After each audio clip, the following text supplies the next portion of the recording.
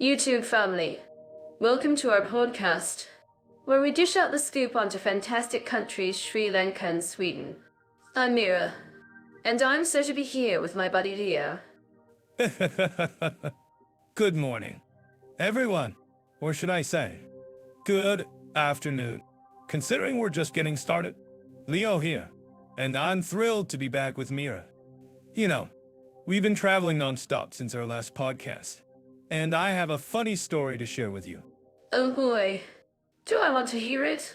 So, Leo, what happened? Did you get lost in the streets of Sri Lanka? Well, Mira, it's not that I got lost, but I did have a bit of a misadventure with a tuk-tuk driver. Let's just say he had a different idea of what expressway meant. Oh, my goodness. That sounds like quite the experience. I'm sure it was a thrilling ride. I'm just glad you're here to share it with us. Yeah, I'm just glad I made it out alive. But enough about me. Let's talk about our topic for today. We're comparing two amazing countries, Sri Lanka and Sweden. That's right. And I'm so to share all the fun facts and insights with you. With today's podcast, we'll be clearing up all the questions you might have about these two countries. What to live in Sri Lanka, what to move to Sweden, what to marry someone from one of these countries. We've got you covered. Well, I hope we can help you with that last one. Mira, but seriously, our podcast is your comprehensive guide to making informed decisions about these two incredible countries. That's right. And we're not just talking about the usual tourist attractions. We're going to dive deep into the culture, customs, and way of life in both Sri Lanka and Sweden. And we're not just doing it for the sake of doing it. We're doing it because we want to help you make the most informed decision possible. After all, Jenov, our trusted partner, wants to help you explore the world with confidence. That's right. And with our podcast, you'll be equipped with all the knowledge you need to navigate the differences between these two countries. So, without further ado, let's get started on our journey to Sri Lanka and Sweden. Are you ready to learn and have some fun along the way? Absolutely. Let's do this. Before we begin, I just want to remind our listeners that if you have any questions or topics you'd like to discuss, please leave them in the comments section below. We love hearing from you. And don't forget to subscribe to our channel and hit that notification bell, so you can stay up to date with all our latest podcasts. And if you like this podcast, please give it a thumbs up and share it with your friends. We appreciate your support. Alright, let's get started on our first topic. What do you think is the biggest difference between Sri Lanka and Sweden? Oh, I think it's going to be a close competition between the food, the culture, and the way of life in these two countries. But I'm sure we'll get into all the juicy details soon. That's right, and we're to share all the fun facts and insights with you. So, let's get started. Dive into the fascinating world of crime statistics in Sri Lanka. Have you ever noticed how some countries seem to have a peculiar way of dealing with petty thefts? In Sri Lanka, for instance, you'll find that pickpocketing is a rather creative endeavor. They have a special term for it, Deco. I find it's more like a national pastime than a crime. Ah, yes. The art of pickpocketing has been perfected in Sri Lanka. I've heard that in some areas. It's almost a game of cat and mouse between the thieves and the police. But let's get serious for a moment. What's interesting is that Sri Lanka has one of the lowest crime rates in the region, despite the challenges it faces. Perhaps it's the warm hospitality of the people that deters crime? That's a great point. Leo! The Sri Lankans are indeed known for their warm and welcoming nature. But I think it's more than just that. The country has a strong emphasis on community policing, which helps to build trust between the police and the public. And, of course, who can resist a good cup of tea? In Sri Lanka, even the police officers often join in on the tea breaks, creating a sense of camaraderie that's hard to find elsewhere. Ah, yes. The tea breaks are legendary in Sri Lanka. But I think you're onto something with the community policing aspect. It's a key factor in maintaining low crime rates. And, as an added bonus, the Sri Lankan police force is also known for its, let's say, creative use of social media. They've even created a Twitter account to engage with the public and share crime prevention tips. That's brilliant. I'm certain that our listeners living in Sri Lanka would agree that a little bit of humor can go a long way in crime prevention. But let's talk about Sweden for a moment. I've heard that Sweden has a very different approach to crime prevention, focusing more on rehabilitation and restorative justice. Yes, that's right.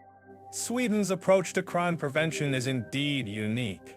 They focus on addressing the root causes of crime, such as poverty and unemployment, rather than just punishing the offenders.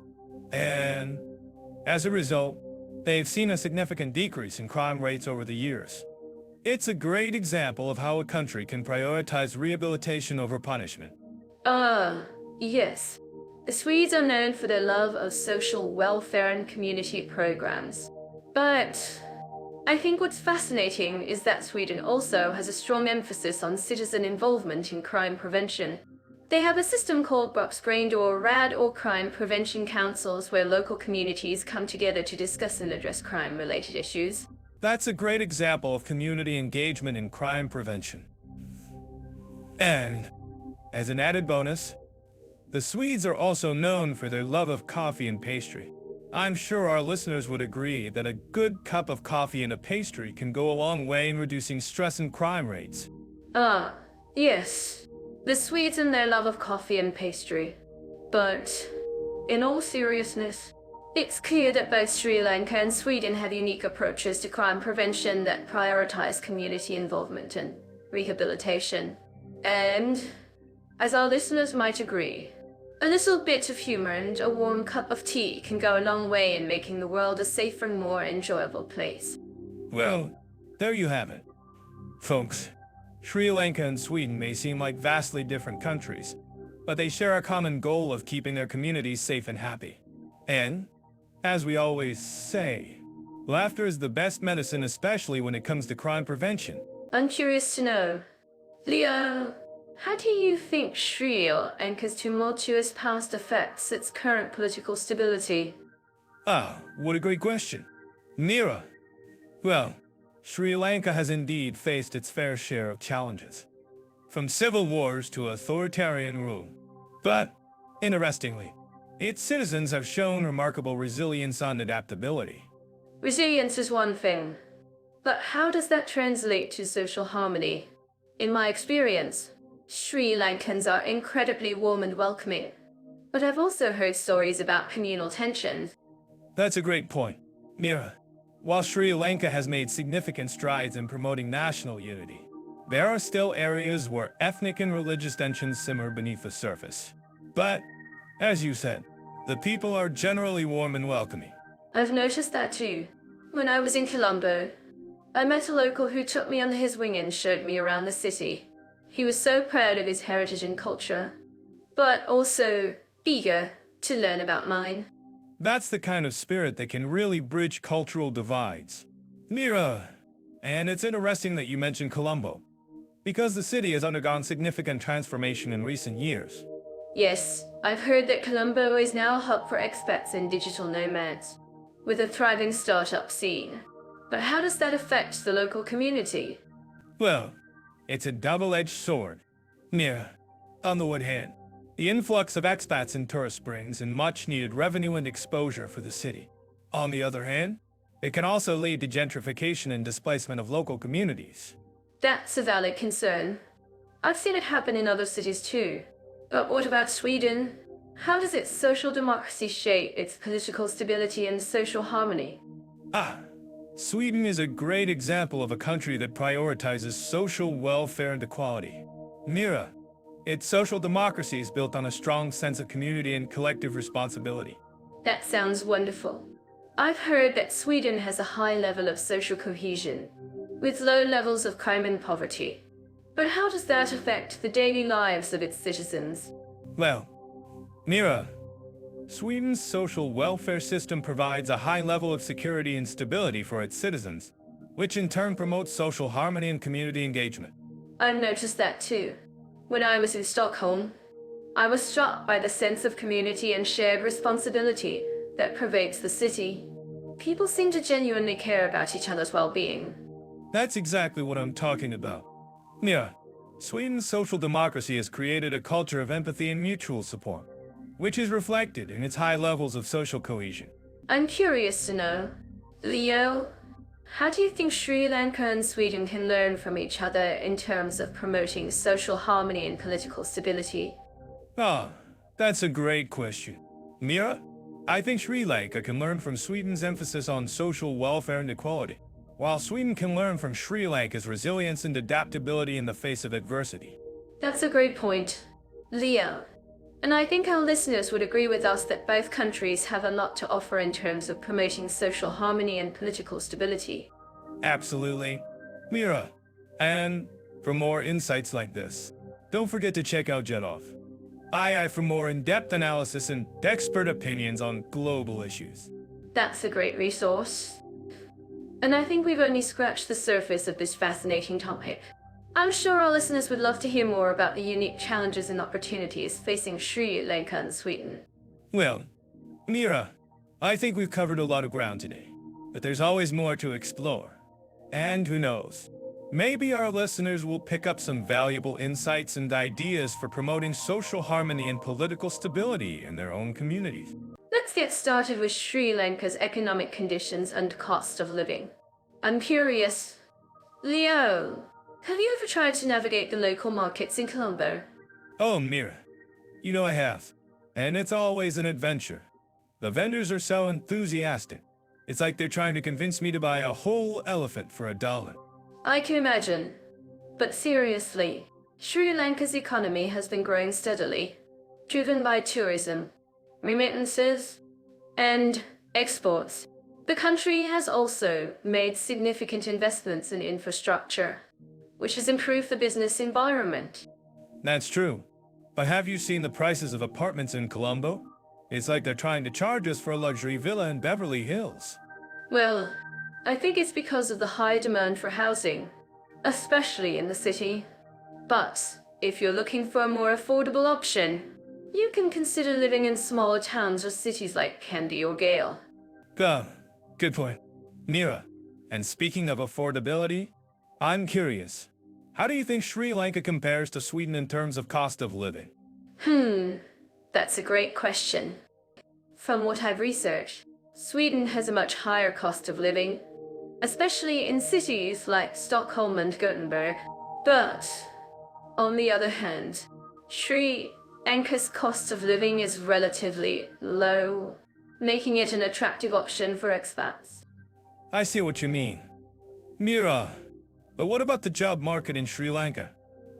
Is it easy for foreigners to find work? Actually, Leo, Sri Lanka has a growing expat community, and many companies are looking for skilled workers. It's still a bit challenging to find work, especially outside of the tourism and hospitality sectors. I'm curious. Mira, have you ever tried to haggle with a vendor in Sri Lanka? It's like a national pastime, right? Oh, Leo, you're on a roll today. Yes, haggling is a big part of the Sri Lankan culture, and it's always a fun experience. Well, I'm glad I can bring some humor to the conversation. Mira, but seriously, what about the tax system in Sri Lanka? Is it complex?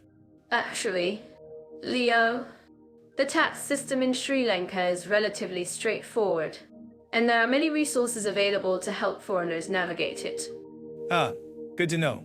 Mira, and speaking of taxes, I'm curious.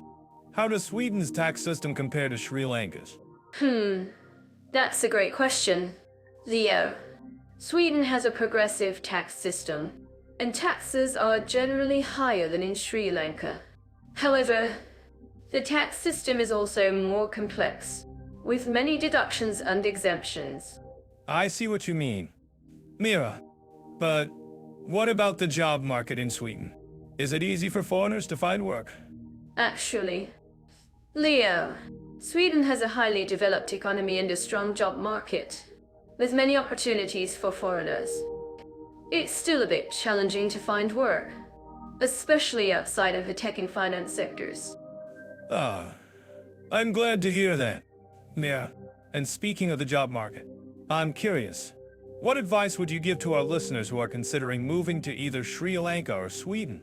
Well, Leo, I would say that both countries have their pros and cons, and it ultimately depends on your personal preferences and goals.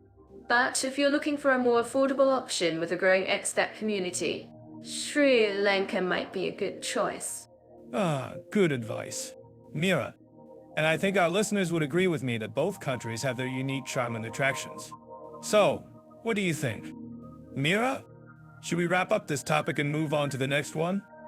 Leo, I think we've covered a lot of ground, and I'm sure our listeners have learned a thing or two Lanka and Sweden. So, let's move on to the next topic, shall we?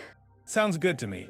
Mira, and to our listeners, I'm curious. What do you think about the economic conditions and cost of living in Sri Lanka and Sweden? Do you have any questions or comments?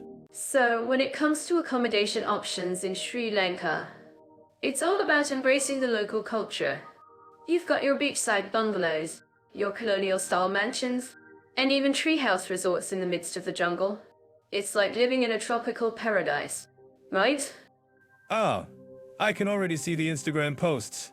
Just woke up in a treehouse in Sri Lanka, feeling like a king. But, seriously, Sri Lanka's got a lot to offer in terms of unique accommodations. And have you heard about the concept of water ice in some parts of the country? It's like a traditional Sri Lankan homestay, where you can stay with a local family and experience their hospitality firsthand. Wow, that sounds amazing. I'm sure our listeners would love to hear more about that.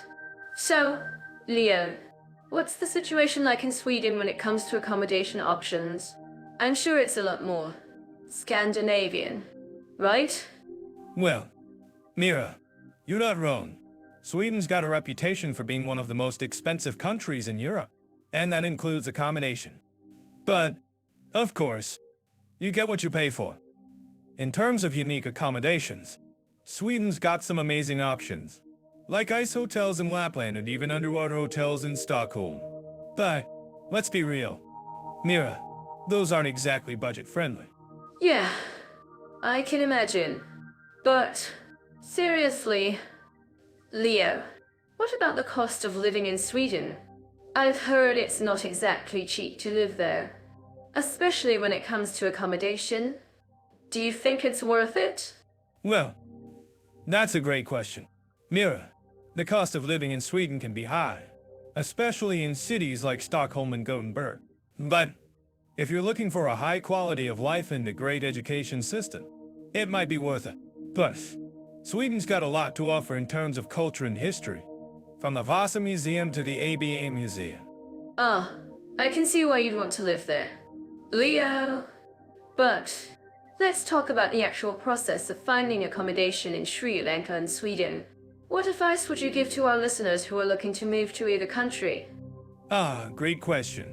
Yeah, when it comes to finding accommodation in Sri Lanka, I would say that it's all about being flexible and open-minded. Don't be afraid to try new things and take risks.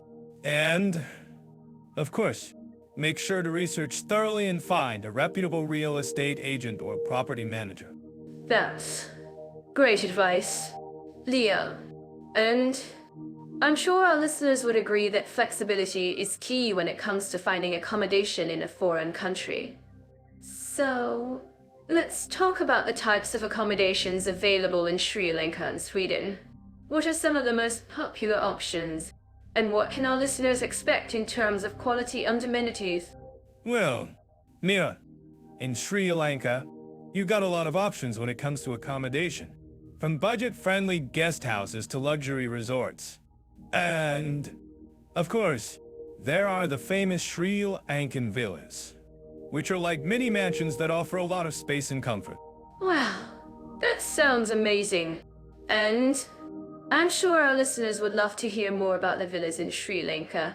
So, Leo, what about Sweden? What are some of the most popular types of accommodations available? And what can our listeners expect in terms of quality and amenities? Ah, great question. Mira, in Sweden, You've got a lot of options when it comes to accommodation, from cozy apartments to luxurious mansions. And, of course, there are the famous Swedish hytter, which are like cabins or cottages that offer a lot of space and comfort. Ah, I love the sound of those hyter. Leo! And I'm sure our listeners would agree that having a cozy cabin or cottage in the woods is a dream come true. So, let's talk about the cost of living in Sri Lanka and Sweden. How does it compare? And what can our listeners expect in terms of expenses? Ah, great question. Mira, the cost of living in Sri Lanka is generally lower than in Sweden, especially when it comes to accommodation. But, of course, that's not always the case, and it really depends on the specific location and type of accommodation. That's a great point. Leo, and I'm sure our listeners would appreciate the breakdown of costs in both countries. So, let's wrap up our discussion on accommodation options and quality in Sri Lanka and Sweden. What final thoughts would you like to share with our listeners? Ah, great question. Mira, I would just say that both Sri Lanka and Sweden have a lot to offer when it comes to accommodation, from unique and luxurious options to budget-friendly and cozy alternatives. And, of course, it really depends on your personal preferences and priorities. That's a great note to end on. Leo, and I'm sure our listeners will appreciate the advice and insights we've shared today. So, let's move on to our next topic. Dive into the visa and immigration process for expats in Sri Lanka and Sweden. I'm sure our listeners are curious about the ease of obtaining a visa, residency, and navigating official procedures. Absolutely. Mira, from my research, I found that Sri Lanka has a relatively straightforward process for obtaining a visa on arrival, while Sweden has a more complex system with multiple types of visas and residence permits. That's right. Leo, I've heard that Sri Lanka's electronic travel authorization system makes it easy for tourists and short-term visitors to obtain a visa. But for longer stays or residency, what's the process like? Well, Mira, in Sri Lanka, you can apply for a residence visa through the Department of Immigration and Demigration. However, I've heard that the process can be a bit bureaucratic, and it's essential to have all the necessary documents and meet the required criteria. I see. And what about Sweden? Leo? I've heard that the process is more complicated, with multiple types of visas and residence permits. That's correct. Mira, in Sweden, you'll need to apply for a residence permit through the Swedish Migration Agency. The process involves submitting an application, providing documentation, and undergoing a background check. Wow, that sounds like a lot of paperwork. But I'm sure it's worth it for those who want to live and work in Sweden. Have you heard about the popular startup visa program in Sweden? Leo? Ah, yes. The startup visa is a great opportunity for entrepreneurs and innovators to start a business in Sweden. However, I've heard that the process can be quite competitive, and only a limited number of visas are available each year. I see. And what about the cost of living in Sri Lanka and Sweden? Is it more expensive to live in one country versus the other? Well, Mira, it's Tyra. From my research, I found that the cost of living in Sri Lanka is generally lower compared to Sweden. However, the cost of living in Sweden can vary greatly depending on the region and lifestyle. That's a great point. I've heard that the cost of living in Sweden can be quite high, especially in cities like Stockholm and Gothenburg. Yes, that's true. But, Mira, I think it's essential to consider the quality of life and the benefits of living in Sweden, such as access to high-quality healthcare and education. Absolutely. And I'm sure our listeners would agree that the quality of life is an essential factor when considering a move abroad. Exactly. And, Mira, I've heard that the Swedish government offers a range of benefits and services to support expats, such as language courses and cultural adaptation programs. That's great to hear.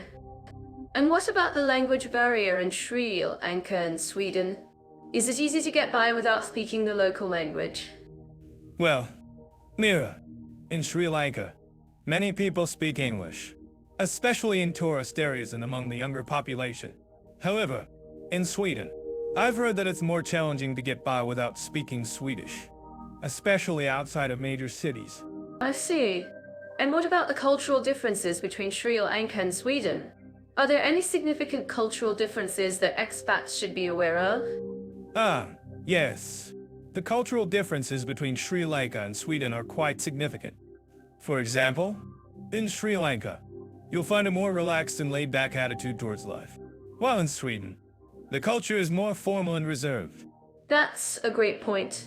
Leo, I heard that the Swedish concept of lagom is an essential part of Swedish culture. Exactly. And, Mira, I think it's essential for expats to be aware of these cultural differences to avoid any misunderstandings or cultural shock. Absolutely. Leo, and I'm sure our listeners would agree that cultural awareness is crucial when living and working abroad. Well, it's kind of like a type of that.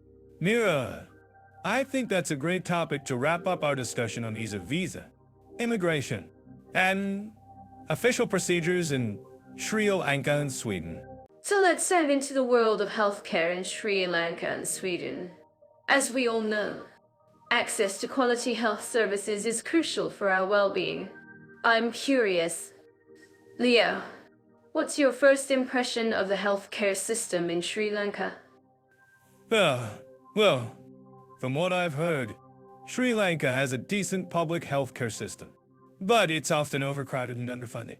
I mean, have you seen the lines at the hospitals? It's like a never-ending queue. Yes, I can imagine. But, I've also heard that Sri Lanka has a strong focus on preventive care, with programs like the National Health Insurance Scheme that provides free healthcare to those in need. What do you think about that? That's interesting. I've read that Sweden, on the other hand, has a more comprehensive public healthcare system, with a strong emphasis on socialized medicine. They've got a great system of universal healthcare that covers everyone, regardless of income or social status. That's true. And I think that's one of the reasons why Sweden consistently ranks high in terms of healthcare outcomes. But I'm curious, have you heard about the quality of care in Sri Lanka? I've heard that it's not always up to par, especially in rural areas.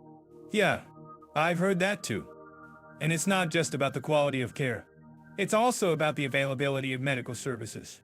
In Sri Lanka, there are often long waiting times for and on emergency procedures, which can be frustrating for patients. Absolutely. And I think that's where Sweden really shines. Their healthcare system is designed to be more efficient and effective, with a focus on preventive care and early intervention. Plus, they've got a great network of primary care physicians who can handle a lot of routine care. That's right. And I think that's one of the reasons why Sweden has such a high level of healthcare satisfaction among its citizens. People feel like they're getting quality care when they need it. But I'm curious. Mira, have you heard about the cost of healthcare in Sri Lanka?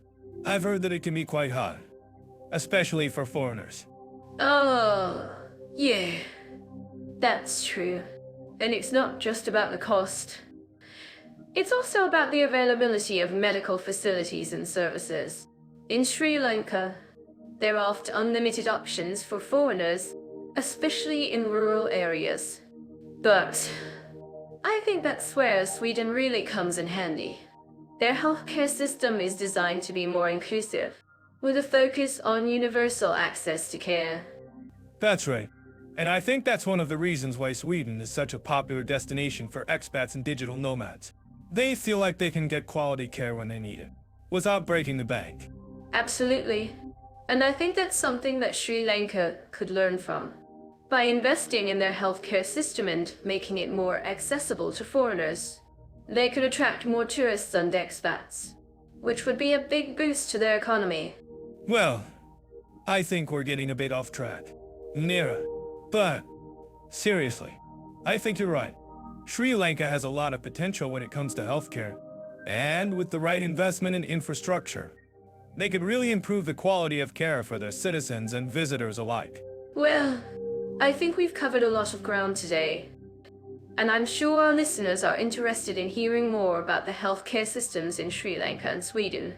So, let's wrap up by asking, have you ever had any personal experiences with healthcare in either of these countries? Let's dive into transportation infrastructure and convenience in our first country, Sri Lanka. I'm to share my experiences traveling by train in Sri Lanka. It's a unique and often chaotic experience, but the scenery is breathtaking. Imagine sipping coffee while watching the countryside roll by. It's a wonderful way to see the island. Be prepared for delays and crowded carriages. Leo, what about Sweden? How does its transportation system compare? I'm glad you brought up the train experience in Sri Lanka. I've had my share of delays too, but the views are indeed stunning. Now, let's talk about Sweden. Their public transportation system is one of the best in the world. Efficient, reliable, and modern, it's a commuter's dream. But I bet our listeners in Sri Lanka would agree that the scenic views are worth the occasional delay. That's true. Leo, and speaking of scenic views, have you ever taken the train from Colombo to Kandy in Sri Lanka? The views of the countryside are simply stunning. But let's get back to Sweden. I'm curious, what makes their public transportation system so efficient? Yes. The train from Colombo to Kandy is a classic route. Now, about Sweden's public transportation system. It's not just about efficiency. It's also about convenience. They have an excellent app that helps you plan your journey, buy tickets, and even track your bus or train in real time. It's a seamless experience from start to finish. Wow, that sounds impressive.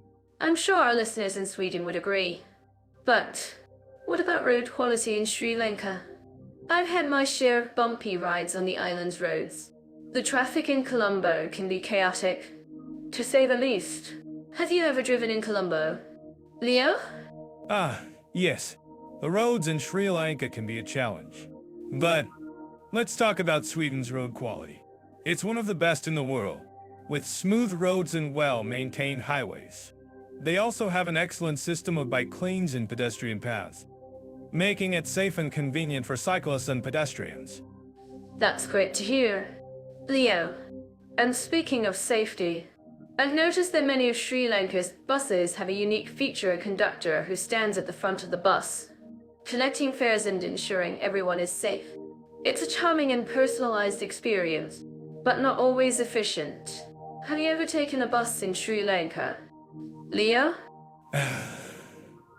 Yes, I've taken a bus in Sri Lanka, and it was an adventure, to say the least. But back to Sweden's transportation system. One of the things that impresses me is their commitment to sustainability. They have an excellent system of electric buses and trains, reducing emissions and making their transportation system even more efficient. That's fantastic. Leo, and speaking of sustainability, I've noticed that Sri Lanka is investing heavily in electric vehicles and sustainable transportation solutions. It's a step in the right direction, but there's still much work to be done. What do you think about this? Leo, do you think Sri Lanka can catch up with Sweden's transportation standards? That's a great question. Mira, I think Sri Lanka has the potential to catch up, but it will take time and investment. They need to focus on modernizing their public transportation system, investing in electric vehicles, and improving road quality. But with the right vision and commitment, I'm sure Sri Lanka can improve its transportation infrastructure and convenience. I completely agree. Leo, and speaking of vision, I think our listeners would love to hear more about Sweden's transportation system. What do you think is the most impressive aspect of their system? Leo? That's a tough question, Mira. But I think one of the most impressive aspects of Sweden's transportation system is its user-friendliness. The website, the signs, everything is designed to make it easy for users to navigate the system. It's a model that other countries, including Sri Lanka, could learn from. That's a great point. Leo, and speaking of learning from others, I think our listeners in Sri Lanka would love to know more about Sweden's transportation system. If you've got a better transit hack, Drop a comment below and let's hear your ideas. Great idea. Mira, and to our listeners in Sweden, I'm curious, what do you think about this? Do you have any favorite transportation hacks or tips to share? Ah, I bet others in Sri Lanka would love to hear about Sweden's transportation hacks. And speaking of hacks, have you ever heard of the Sen in Stockholm? Leo? It's a unique transportation hub that's both beautiful and functional. Yes, the SLSN is a great example of Sweden's commitment to design and functionality. But let's talk about Sri Lanka's transportation system. I think one of the most fascinating aspects of Sri Lankan transportation is the use of three-wheeled vehicles, known as tuk-tuks. They're a fun and affordable way to get around the island, but not always the most efficient. That's a great point, Leo. And speaking of efficiency, I think our listeners would love to know more about Sri Lanka's transportation challenges. What do you think is the biggest challenge facing Sri Lanka's transportation system? Leo? That's a tough question, Mira. But I think one of the biggest challenges facing Sri Lanka's transportation system is the lack of investment in infrastructure. The roads are in disrepair, the public transportation system is outdated, and the traffic in cities like Colombo is chaotic. But with the right investment and vision, I'm sure Sri Lanka can improve its transportation infrastructure and convenience. I completely agree, Leo. And speaking of vision, I think our listeners would love to hear more about Sweden's transportation system. What do you think is the key to Sweden's success in transportation? Leo? That's a great question, Mira. I think the key to Sweden's success is its commitment to sustainability and user-friendliness. They've invested heavily in electric vehicles, modern public transportation systems, and user-friendly apps. It's a model that other countries, including Sri Lanka, could learn from. That's a great point, Leo. And speaking of learning from others, I think our listeners in Sri Lanka would love to know more about Sweden's transportation system. If you've got a comment or question, drop it below, and let's keep the conversation going. Great idea. Mira, and to our listeners in Sweden, I'm curious, what do you think about this? Do you have any favorite transportation hacks or tips to share? I think that's a great way to wrap up this topic. Leo, and speaking of wrapping up, I think our listeners would love to hear more about Sri Lanka's transportation system. What do you think? So, we're discussing language barriers and the ease of communication in Sri Lanka and Sweden, two countries with incredibly rich linguistic landscapes. I'm curious, Leo, have you had any experiences with language barriers in Sri Lanka? Actually, Mira, I did encounter some challenges when trying to communicate with locals in rural areas. Whilst in Holland, Tamil are the primary languages spoken, many people also speak English, especially in tourist areas. However, I found that some vendors and shopkeepers would switch to English quickly, which was quite impressive. That's fascinating. I've heard that Sri Lanka has a relatively high number of English speakers, especially in the tourism industry. But what about Sweden? Leo, have you had any experiences with language barriers there? Well, Mira, Sweden is a great example of a country with a strong language barrier. While many Swedes speak excellent English, especially among the younger population, there are still some areas where you might encounter difficulties. I recall trying to order food at a cafe in Stockholm, and the barista was quiet when I asked for a simple coffee. She exclaimed, "Oh, you speak Swedish." I've heard that some Swedes are quite proud of their language and might not always expect foreigners to speak it. But I'm sure our listeners living in Sweden would agree that it's always appreciated when visitors make an effort to communicate in Swedish. Absolutely, Mira. And I think that's one of the key differences between Sri Lanka and Sweden. In Sri Lanka, you'll often find that locals are more willing to communicate in English, whereas in Sweden, you might need to make more of an effort to speak Swedish. That's an interesting point, Leo. And speaking of language, have you noticed any cultural differences in communication styles between the two countries? For example, in Sri Lanka, I've heard that it's common for people to use polite language and avoid directness. Yes. I've definitely noticed that in Sri Lanka, people tend to be more formal and polite in their communication, whereas in Sweden, the culture is more direct and straightforward. In fact, I recall having a conversation with a Swedish friend, and he was quite what I used to more formal greeting, such as HEJ instead of hello. Yes. I think that's a great example of cultural differences in communication styles.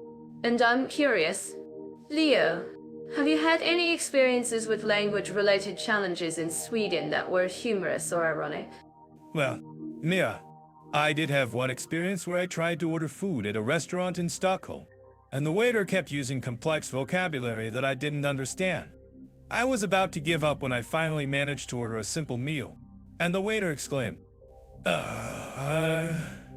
You're a brave one, trying to speak Swedish. Yes. I'm sure our listeners can relate to that experience. And speaking of language-related challenges, have you noticed any differences in language learning resources or support in Sri Lanka and Sweden? Yes. I think that's a great topic. Mira, in Sri Lanka, I found that there are many language schools and resources available for learning Sinhala and Tamil, especially in urban areas. However, in Sweden, I found that there are also many resources available, but they might be more geared towards learning Swedish as a second language. That's a great point, Leo. And I'm curious, have you had any experiences with language-related cultural differences in Sri Lanka and Sweden that you think are worth sharing with our listeners? Well, Mira, I think one of the key differences is the importance of language in Sri Lankan culture. In Sri Lanka, language is a vital part of identity and community, whereas in Sweden, language is more of a tool for communication. Yes. I think that's a great point. Leo, and speaking of language-related cultural differences, have you noticed any differences in the way people communicate in formal or business settings in Sri Lanka and Sweden? Yes. I think that's a great topic. Mira, in Sri Lanka, I found that business meetings and formal communication tend to be more formal and polite, whereas in Sweden, business meetings and formal communication tend to be more direct and straightforward. That's a great point, Leo. And I'm curious, have you had any experiences with language-related cultural differences in Sri Lanka and Sweden that you think are worth sharing with our listeners? Well, Mira, I think one of the key differences is the importance of language in Sri Lankan culture.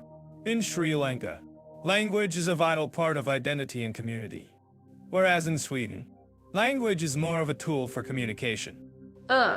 Yes. I think that's a great point, Leo.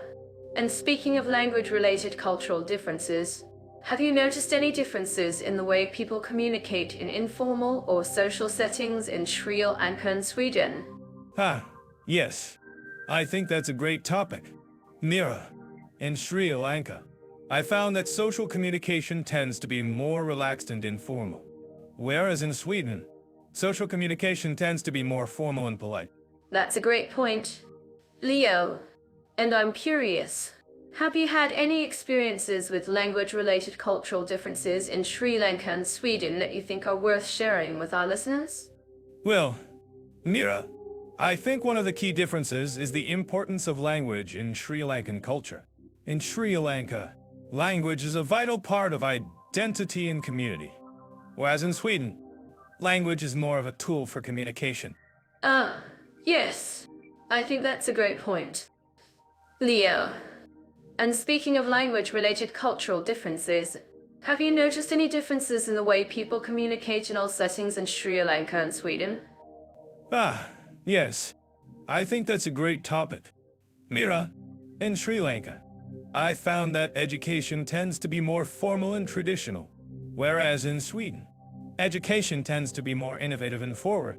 That's a great point, Leo. And I'm curious, have you had any experiences with language-related cultural differences in Sri Lanka and Sweden that you think are worth sharing with our listeners? Well, Mira, I think one of the key differences is the importance of language in Sri Lankan culture. In Sri Lanka, language is a vital part of identity and community. Whereas in Sweden, language is more of a tool for communication. Yes, I think that's a great point. Leo, and speaking of language-related cultural differences, have you noticed any differences in the way people communicate in technology-related settings in Sri Lanka and Sweden? Yes. I think that's a great topic. Mira, in Sri Lanka, I found that technology tends to be more widely adopted, whereas in Sweden, technology tends to be more innovative and cutting edge. That's a great point. Leo, and I'm curious, have you had any experiences with language when it comes to cultural diversity and tolerance? Both Sri Lanka and Sweden are great examples of how different countries can approach this topic in unique ways. I mean, Sri Lanka is a country with a rich history of Buddhism, Hinduism, Islam, and Christianity all coexisting together, while Sweden is a melting pot of cultures with its own blend of indigenous Sami people, immigrants from all over the world, and a strong tradition of social welfare and human rights. That's a great starting point. Mira, I think what's interesting is that Sri Lanka has a very complex history of cultural diversity, with different ethnic groups having their own distinct traditions and customs. For example, the Sinhalese and Tamil communities have their own languages, customs, and even cuisines. Meanwhile, in Sweden, you have a more homogeneous culture, but with a strong emphasis on inclusivity and social welfare. Exactly. And I think that's what makes Sri Lanka's approach to cultural diversity so fascinating. The country has a strong tradition of interfaith dialogue and cooperation, with many Buddhist, Hindu, and Muslim communities working together to promote peace and understanding. And in Sweden, you have a more secular approach to cultural diversity, with a strong emphasis on social welfare and human rights. I'm curious. Nira, what do you think is the key to Sri Lanka's success in promoting cultural diversity and tolerance? Is it the country's Buddhist heritage? Or is it something else entirely? Well, I think it's a combination of both. Actually, the Buddhist tradition of non-violence and compassion is definitely a factor. But I also think that Sri Lanka's cultural diversity is a result of its strategic location, with trade and cultural exchange happening for centuries with neighboring countries like India and China. That makes sense. And in Sweden, what do you think is the key to their success in promoting cultural diversity and tolerance? Is it their social welfare system? Or is it something else entirely? I think it's a bit of both. Actually, Sweden's social welfare system is definitely a factor. But I also think that the country's emphasis on human rights and inclusivity is what really sets it apart. I mean, Sweden has a long history of welcoming immigrants and refugees, and that's something that's really admirable. Absolutely. And I think it's interesting that both Sri Lanka and Sweden have a strong emphasis on education and cultural exchange. In Sri Lanka, you have the country's education system, which promotes interfaith dialogue and cooperation. While in Sweden, you have a strong tradition of cultural exchange programs and language classes. Exactly. And I think that's what makes both countries so great at promoting cultural diversity and tolerance.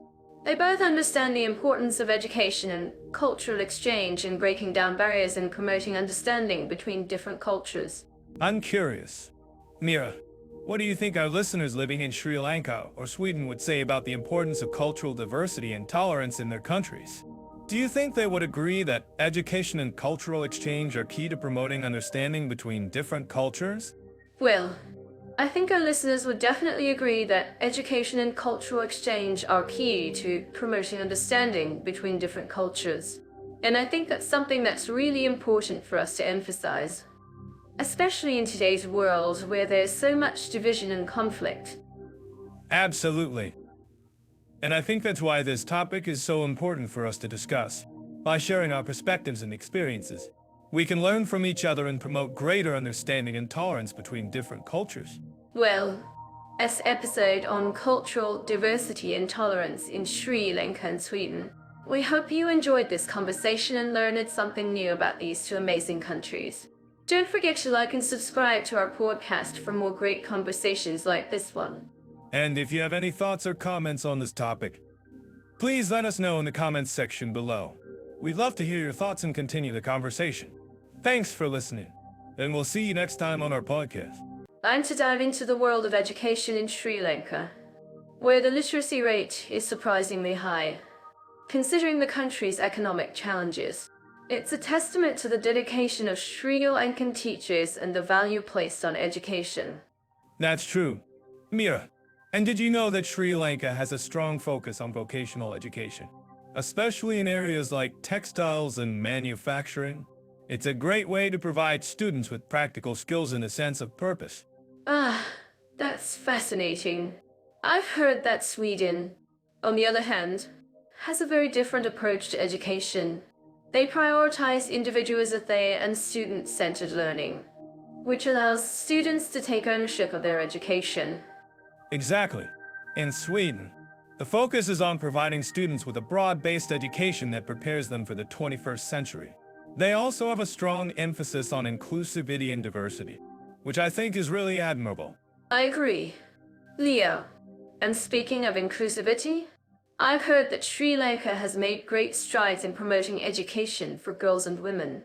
In fact, the country has a high percentage of female teachers and students. That's a great point, Mira. And it's not just about numbers. The quality of education in Sri Lanka is also improving. They've implemented new curricula and teaching methods that focus on critical and problem solving. Wow, that's impressive. And I'm curious, have you had any personal experiences with education in Sri Lanka or Sweden? Perhaps you can share a funny story or two. Well, Mira, I did have a bit of a misadventure in Sri Lanka when I was trying to learn some basics in Hall of Phrases. I ended up pronouncing them so badly that the locals started laughing. Oh, Leo, that's hilarious. I'm sure it was a learning experience for all of you. And speaking of language, I've heard that Sweden has a unique approach to language education. They use a method called storytelling to help students learn new languages. Ah, yes. That's a great example of Sweden's innovative approach to education. And it's not just about language. They also use storytelling to teach other subjects like history and science. I love this idea. Leo, and I'm sure our listeners would agree that storytelling is a powerful tool for learning. If you think this is wrong, please let us know in the comments. I think you're right. Mira, storytelling is a great way to make learning more engaging and fun. And speaking of fun, I've heard that Sri Lanka has a thriving arts and culture scene. Perhaps we can discuss that in a future episode? That sounds like a great idea. Leo, and I'm sure our listeners would love to hear more about Sri Lanka's rich cultural heritage. Perhaps we can also explore the similarities and differences between Sri Lanka and Sweden's educational systems. Exactly. I think that would be a great way to conclude our discussion on educational opportunities in language schools in these two countries. And before we go, I just want to say that I'm curious about what our listeners think about this topic. Do you think there's something that Sri Lanka or Sweden could learn from each other's approaches to education? I think that's a great question. Leo, and I'm sure our listeners would love to weigh in on this topic. Perhaps we can continue the discussion in the comments section or on our social media channels. Sounds like a plan, Mira. And thank you for joining me on this journey through the world of education in Sri Lanka and Sweden. It's been a pleasure as always. The pleasure is mine. Leo, and before we go, I just want to say that I'm to hear from our listeners and to continue the conversation on this topic. Until next time, stay curious and keep learning. And don't forget to try some of those Sri Lankan phrases. Folks, it's a great way to practice your language skills and have fun at the same time. I'm so to dive into the topic of climate and seasonal conditions in Sri Lanka and Sweden. I mean, who wouldn't want to talk about weather all day? Leo, what's your take on the climate in Sri Lanka? Sri Lanka's climate is a tropical paradise. If you ask me, it's got two main seasons, the dry season and the wet season. But let's be real, It's mostly hot and humid all year round. That's a great way to put it. Leo. And I think it's interesting that Sri Lanka has such a distinct rainy season. I've heard that the southwest monsoon brings a lot of rain to the country during the months of May to September. How does that affect daily life? Do you think? Well, it's not all bad news. The rain actually helps to bring much needed water to the crops and reservoirs. But for tourists, it can be a bit of a challenge. I mean, who wants to get caught in a torrential downpour without an umbrella? Exactly. And I'm sure our listeners living in Sri Lanka would agree that it's essential to be prepared for the rain. But let's talk about Sweden for a moment. I've heard that it's one of the countries with the most extreme temperature fluctuations in the world. That's right. Sweden has a temperate climate, but it's known for its dramatic temperature swings. In the winter, it can get as cold as 20 degrees Celsius in the north, while in the summer, it can reach up to 30 degrees Celsius in the south. Wow, that's quite a range. And I'm curious, Leo, how do the Swedes adapt to such extreme temperatures? Do they have any unique traditions or practices to deal with the cold? Yes. The Swedes are masters of adapting to the cold. They have a tradition of taking a warm bath or sauna after a long day. And they also love to cozy up with hot chocolate and a good book. That sounds like the perfect way to spend a cold winter's night. And I'm sure our listeners would love to know more about the cultural significance of the sauna in Swedish culture. Absolutely. The sauna is an integral part of Swedish culture. And it's not just about relaxation. It's also a social activity where people come together to chat and bond. That's so cool. And I think it's interesting that both Sri Lanka and Sweden have unique ways of adapting to their respective climates. In Sri Lanka, the people have developed a culture of resilience and flexibility in the face of the rainy season, while in Sweden, they have a strong tradition of community and social bonding in the face of the cold. Exactly. And I think that's what makes climate and seasonal conditions so fascinating. It's not just about the weather. It's about how people live and adapt to their environment. Well, let's talk about some of the extreme weather events that can occur in both countries. In Sri Lanka, I've heard that the country is prone to cyclones and tropical storms. That's right. Sri Lanka is located in a region that's susceptible to cyclones and storms. But the good news is that the government and emergency services are well prepared to deal with such events. And in Sweden, I've heard that the country experiences a lot of extreme weather events, including blizzards and snowstorms. Yes, Sweden is no stranger to extreme weather events. In fact, the country is known for its dramatic and unpredictable weather patterns. Wow, I'm impressed by the resilience of the people in both countries. I mean, who wouldn't want to live in a place where the weather is constantly changing? Exactly. And I think that's what makes climate and seasonal conditions so fascinating. It's not just about the weather. It's about how people live and adapt to their environment. Well, I'm curious to know. Leo, what do you think is the biggest challenge facing both Sri Lanka and Sweden in terms of climate and seasonal conditions? That's a great question. Mia, I think one of the biggest challenges facing both countries is the impact of climate change. Rising temperatures and changing weather patterns are affecting agriculture, water resources, and even human health. That's so true. Leo, and I think it's essential for both countries to work together to address these challenges and find sustainable solutions. Absolutely. And I think that's what makes this topic so important. It's not just about the climate. It's about the people and their lives. Well, let's wrap up this topic by asking our listeners to share their thoughts and experiences with climate and seasonal conditions in Sri Lanka and Sweden. What do you think is the biggest challenge facing these countries? And how do you think they can work together to address it? So, let's talk about the incredible food culture in Sri Lanka. I'm a huge fan of their curries and rice. But have you ever tried their traditional breakfast dish, pityu? Yes. I've had pityu. And it's amazing. The combination of steamed rice cakes with coconut milk and spices is just incredible. But what I find fascinating is the variety of fruits in Sri Lanka. Have you tried their jackfruits? Oh, yes. Jackfruits are a staple in Sri Lankan cuisine. And they're so versatile. You can use them in curries, or even as a meat substitute.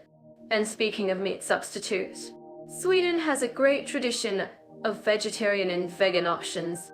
That's true. Sweden is known for its innovative food solutions, and many restaurants now offer plant-based alternatives to traditional dishes. But I think Sri Lanka has a more extensive range of traditional vegetarian and vegan options.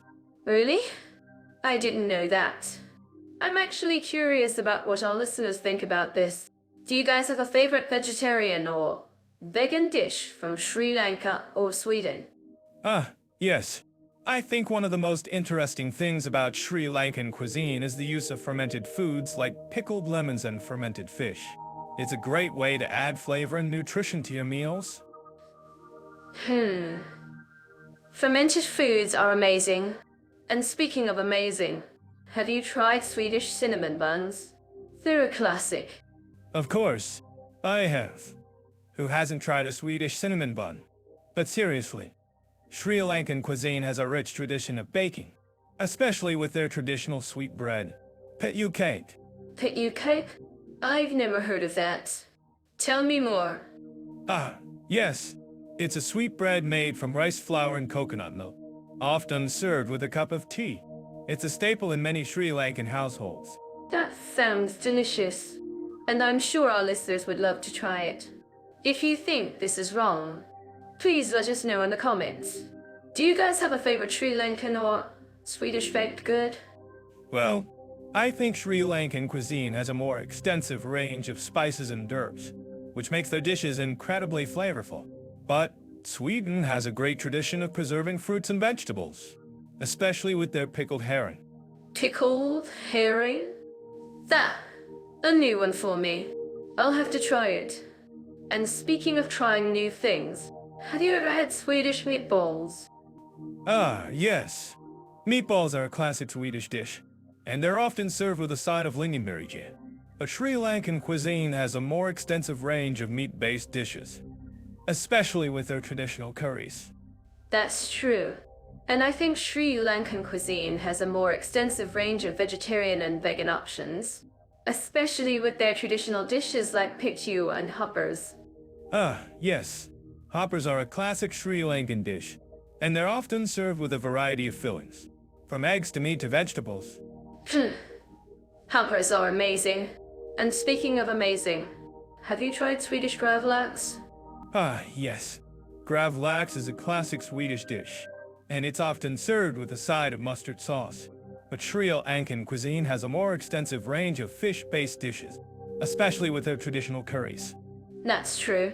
And I think Sri Lankan cuisine has a more extensive range of traditional dishes, especially with their use of fermented foods and spices. Yes. Sri Lankan cuisine has a rich tradition of using fermented foods and spices, which makes their dishes incredibly flavorful. But Sweden has a great tradition of preserving fruits and vegetables, especially with their pickled herring. Pickled herring? That's a new one for me. I'll have to try it. And speaking of trying new things, have you ever had Sri Lankan string hoppers? Yes. String hoppers are a classic Sri Lankan dish, and they're often served with a variety of fillings, from eggs to meat to vegetables. String hoppers are amazing. And speaking of amazing, have you tried Swedish aquavit? Yes.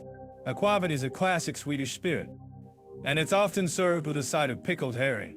But Sri Lankan cuisine has a more extensive range of traditional spirits, especially with their arak. Arak? That's a new one for me. I'll have to try it. And speaking of trying new things, have you ever had Sri Lankan pityu? Yes. Pityu is a classic Sri Lankan dish, and it's often served with a variety of fillings, from eggs to meat to vegetables. Pityu is amazing. And speaking of amazing, have you tried Swedish Vasterbot Enso street cheese? Yes. Vasterbot Enso Street is a classic Swedish cheese, and it's often served with a side of crackers or bread. That sounds delicious. And I'm sure our listeners would love to try it. If you think this is wrong, please let us know in the comments. Do you guys have a favorite Sri Lankan or Swedish cheese? Well, I think Sri Lankan cuisine has a more extensive range of spices and herbs, which makes their dishes incredibly flavorful. But Sweden has a great tradition of preserving fruits and vegetables, especially with their pickled herring. Pickled herring? That's a new one for me. I'll have to try it. And speaking of trying new things, have you ever had Sri Lankan hoppers? Ah, yes. Hoppers are a classic Sri Lankan dish, and they're often served with a variety of fillings, from eggs to meat to vegetables. And hoppers are amazing. And speaking of amazing, have you tried Swedish Jansson's F. Restels? Ah, yes. Jansson's F. Restels is a classic Swedish dish, and it's often served with a side of potatoes and lingonberry jam. That sounds delicious, and I'm sure our listeners would love to try it. If you think this is wrong, please let us know in the comments. Do you guys have a favorite Sri Lankan or Swedish side dish? Well, I think Sri Lankan cuisine has a more extensive range of spices and herbs, which makes their dishes incredibly flavorful. But Sweden has a great tradition of preserving fruits and vegetables, especially with their pickled herring. Pickled herring? That's a new one for me. I'll have to try it. And speaking of trying new things, have you ever had Sri Lankan pitu cake? Ah, yes, they too. I'm curious. Leo, have you ever been to a temple in Sri Lanka? The architecture is just breathtaking, with intricate carvings and statues that tell stories of the past. Actually, I have. I visited the Temple of the Tooth and Candy, and it was incredible. The history and significance of the temple are truly impressive. It's amazing to see how Sri Lanka has preserved its cultural heritage. That's right. Sri Lanka has a rich history, with many ancient cities like Anuradhapura, Palan, Oraha. These cities showcase the country's architectural and artistic prowess. And did you know that Sri Lanka is home to some of the oldest surviving Buddhist ruins in the world?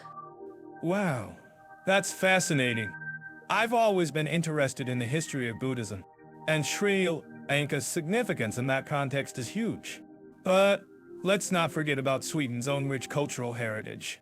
Have you visited any of the famous museums in Stockholm, like the Vasa Museum or the ABBA Museum? Yes. I visited the Vasa Museum, and it's amazing to see the world's only preserved 17th century ship. The Vasa, the attention to detail and preservation techniques are truly remarkable. And I'm sure our listeners would agree that Sweden's cultural scene is thriving, with numerous museums and galleries showcasing the country's artistic and historical values. That's right. Sweden has a long history of artistic expression, from the 19th century Romanticism movement to the modern-day avant-garde scene. And let's not forget about the country's love for design and innovation. Jenov, I love uncovering stories like this. And so do we. We're constantly amazed by the creativity and ingenuity of the Swedish people. I completely agree. And speaking of creativity, have you heard about the traditional Swedish folk dance? The polska?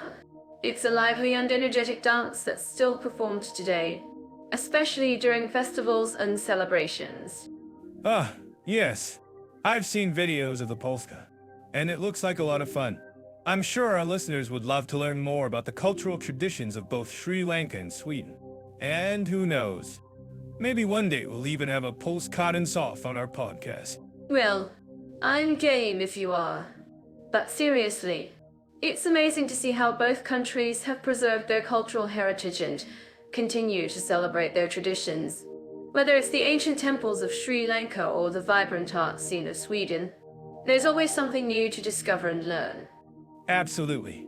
And as we continue to explore the historical, cultural, and artistic values of these two countries, I'm sure we'll uncover even more fascinating stories and anecdotes. So, stay tuned, folks. And let's dive deeper into the rich cultural heritage of Sri Lanka and Sweden. And don't forget to share your thoughts and opinions with us in the comments. We love hearing from our listeners and learning more about their experiences and perspectives on these amazing countries. That's right. And who knows, maybe one day we'll even have a podcast episode dedicated to the art of polska dancing. I'm fascinated by the diverse landscapes of Sri Lanka.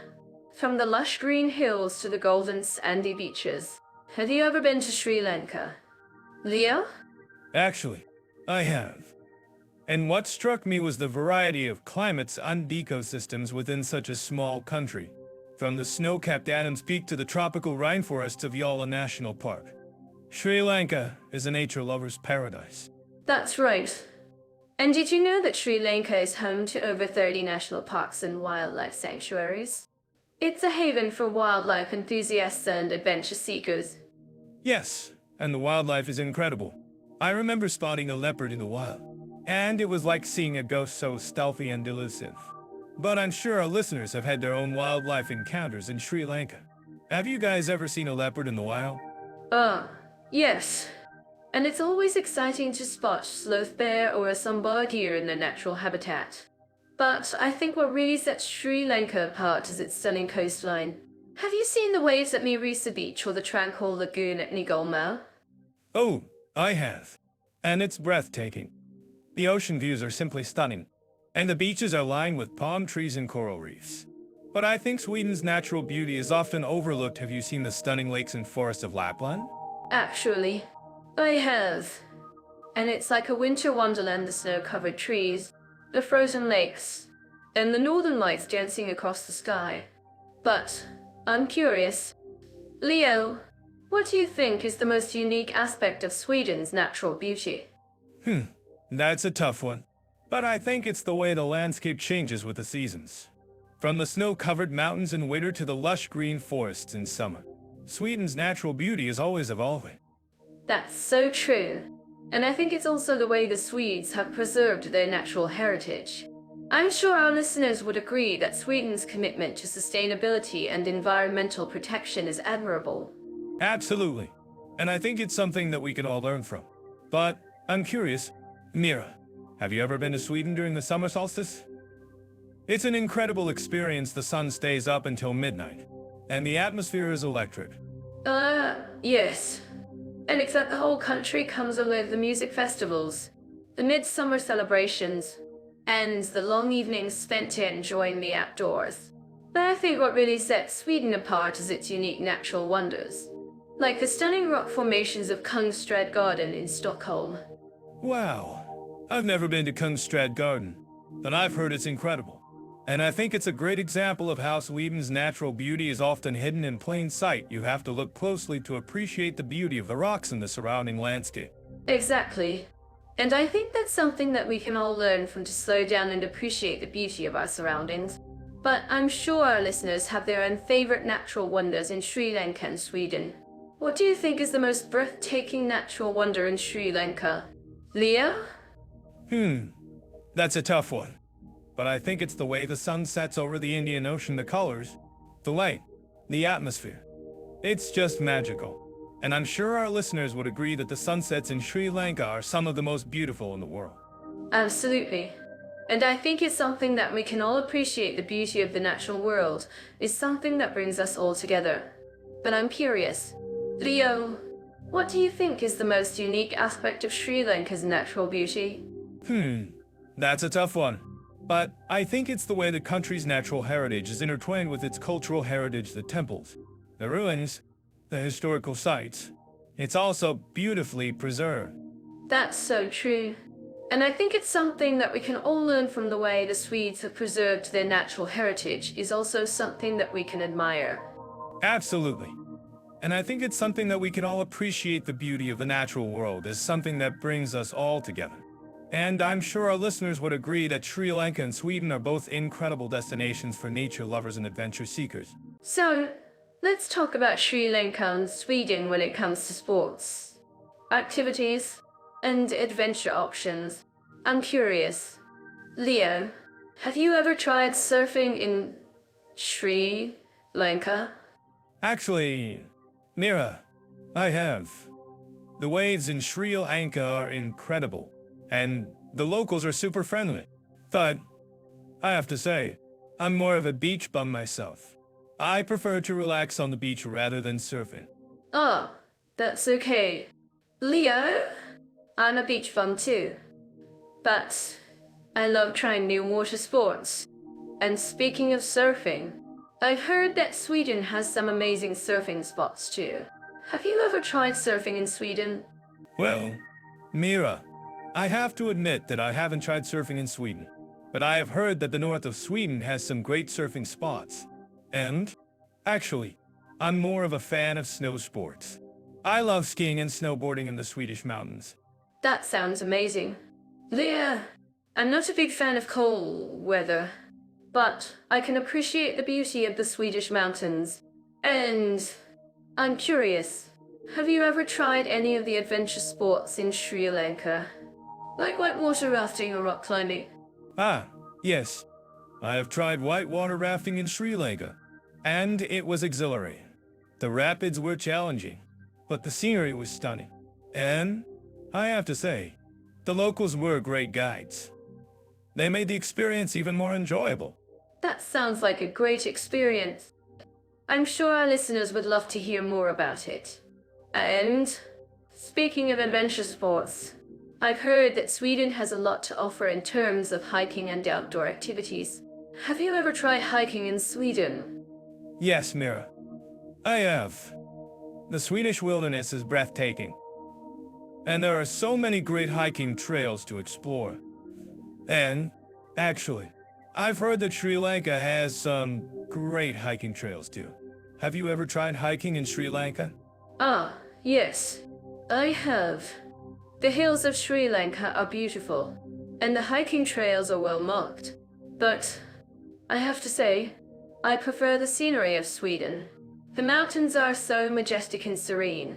I can see why you prefer the scenery of Sweden, Mira.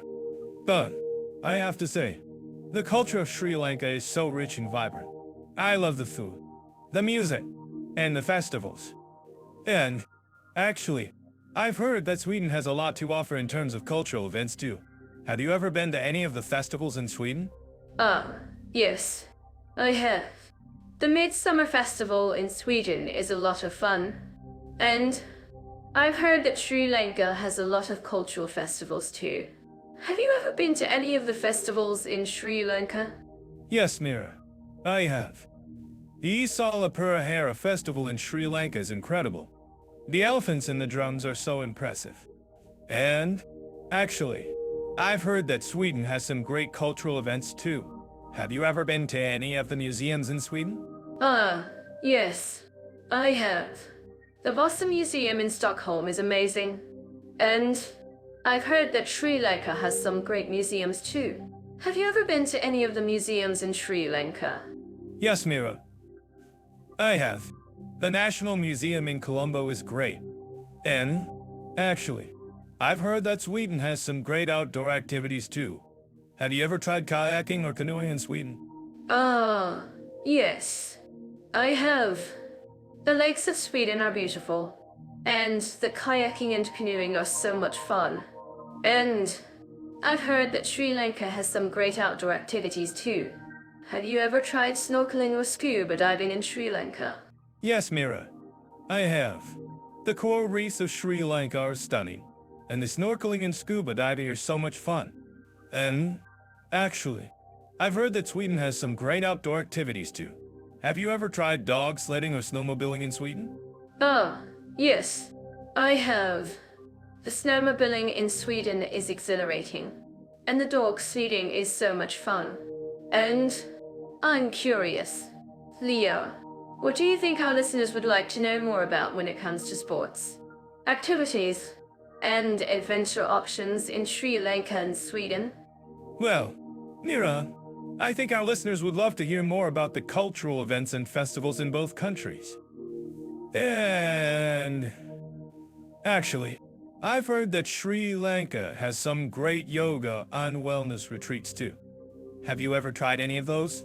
Oh, yes, I have. The yoga and wellness retreats in Sri Lanka are so relaxing, and the scenery is stunning.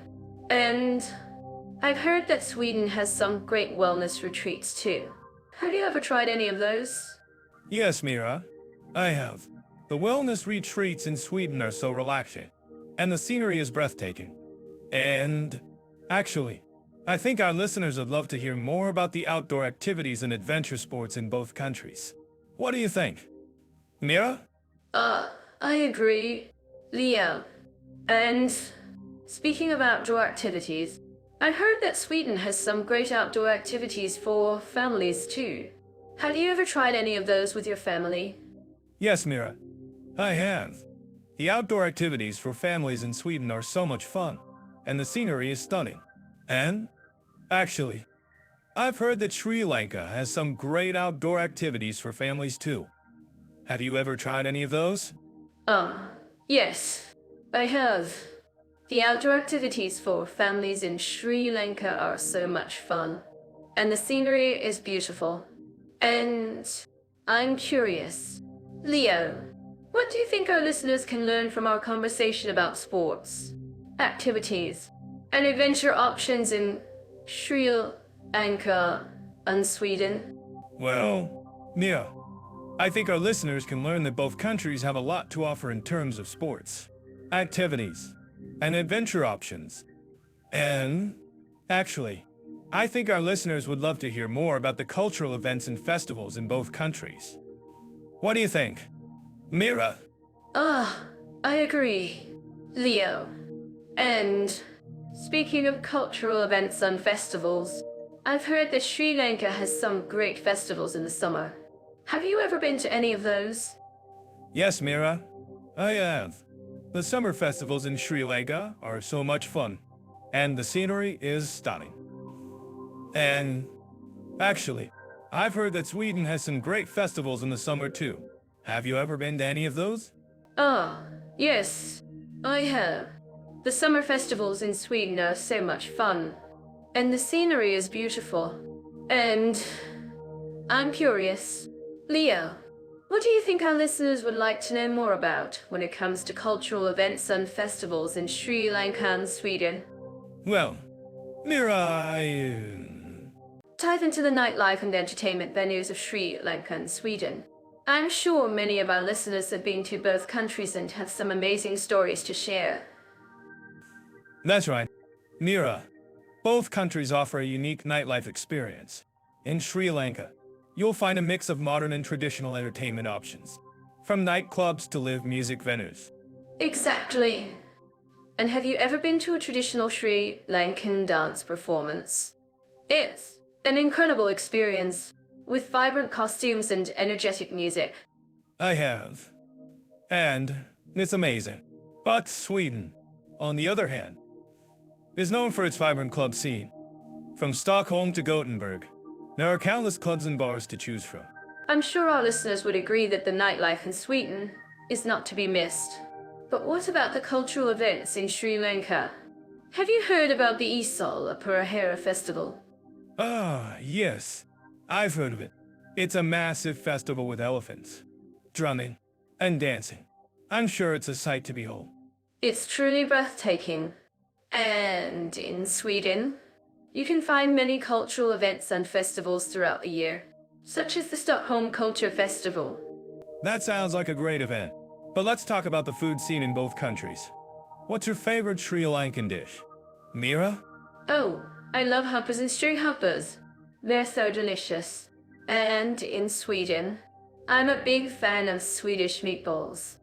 Yum! Swedish meatballs are amazing. But have you tried traditional Sri Lankan cuisine like lampreys? Actually, I haven't tried lampreys before. But I'm curious now. Can you tell me more about it? It's a Dutch-influenced dish that's popular in Sri Lanka. It's a bit of a fusion cuisine, but it's really tasty. That sounds interesting.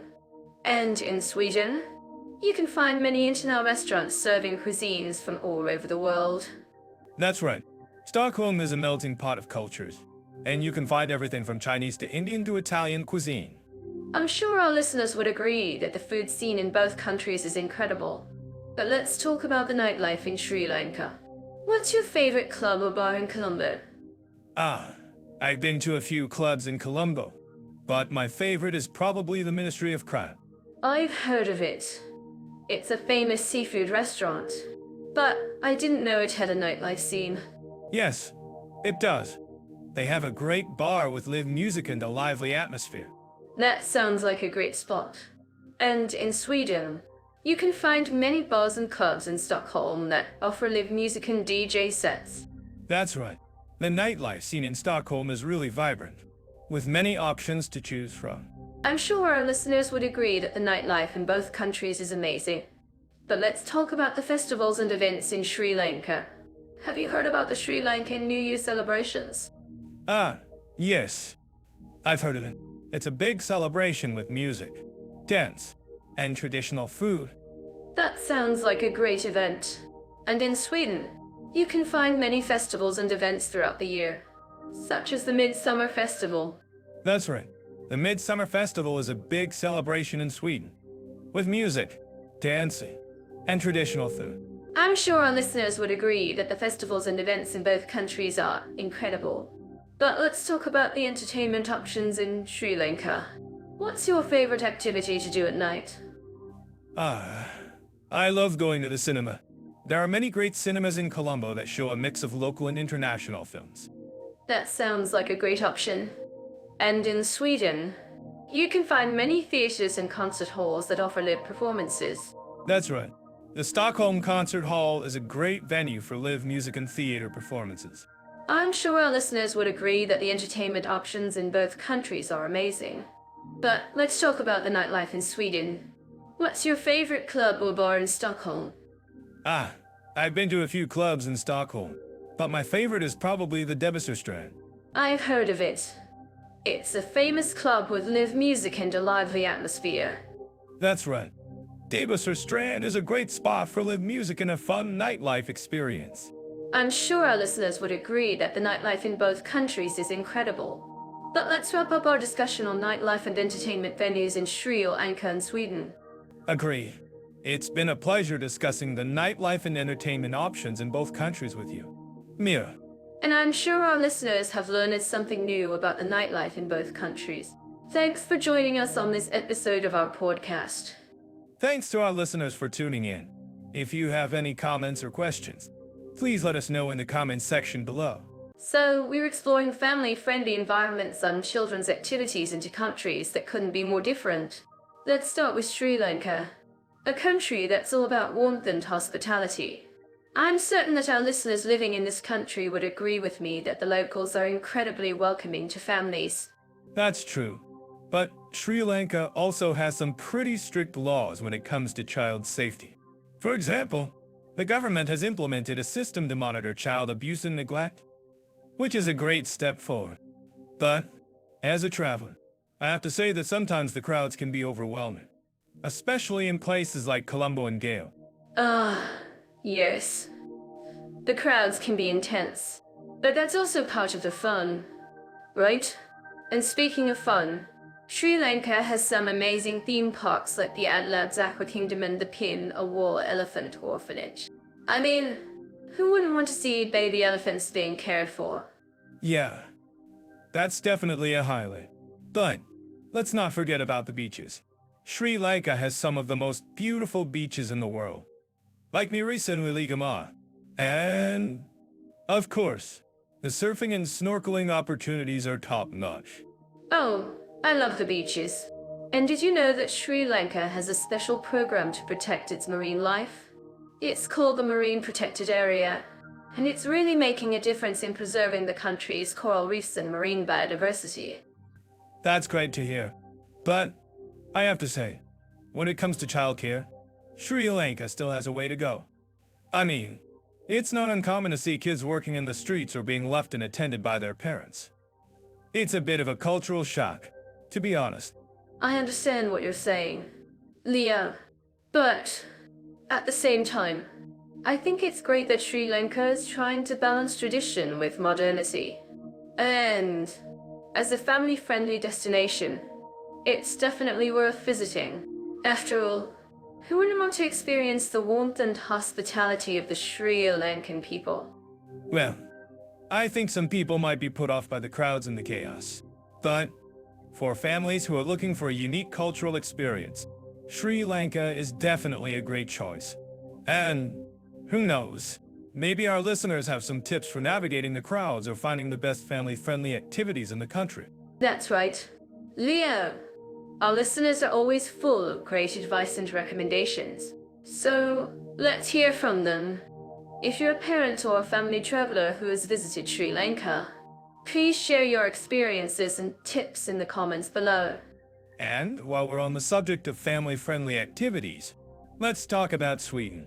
Sweden is known for its progressive policies and its emphasis on family time. In fact, the country has a special program to support working parents and provide them with flexible work arrangements. Wow, that's really forward. And I have to say, Sweden's family-friendly policies are definitely part of its appeal. But what about the cost of living? I mean, Sweden is one of the most expensive countries in the world, right? Yes. The cost of living in Sweden is definitely a challenge. But for families who are willing to make the investment, the country offers some amazing opportunities. For example, Sweden has some of the best schools in the world, and the country is also known for its high-quality childcare. That's great to hear.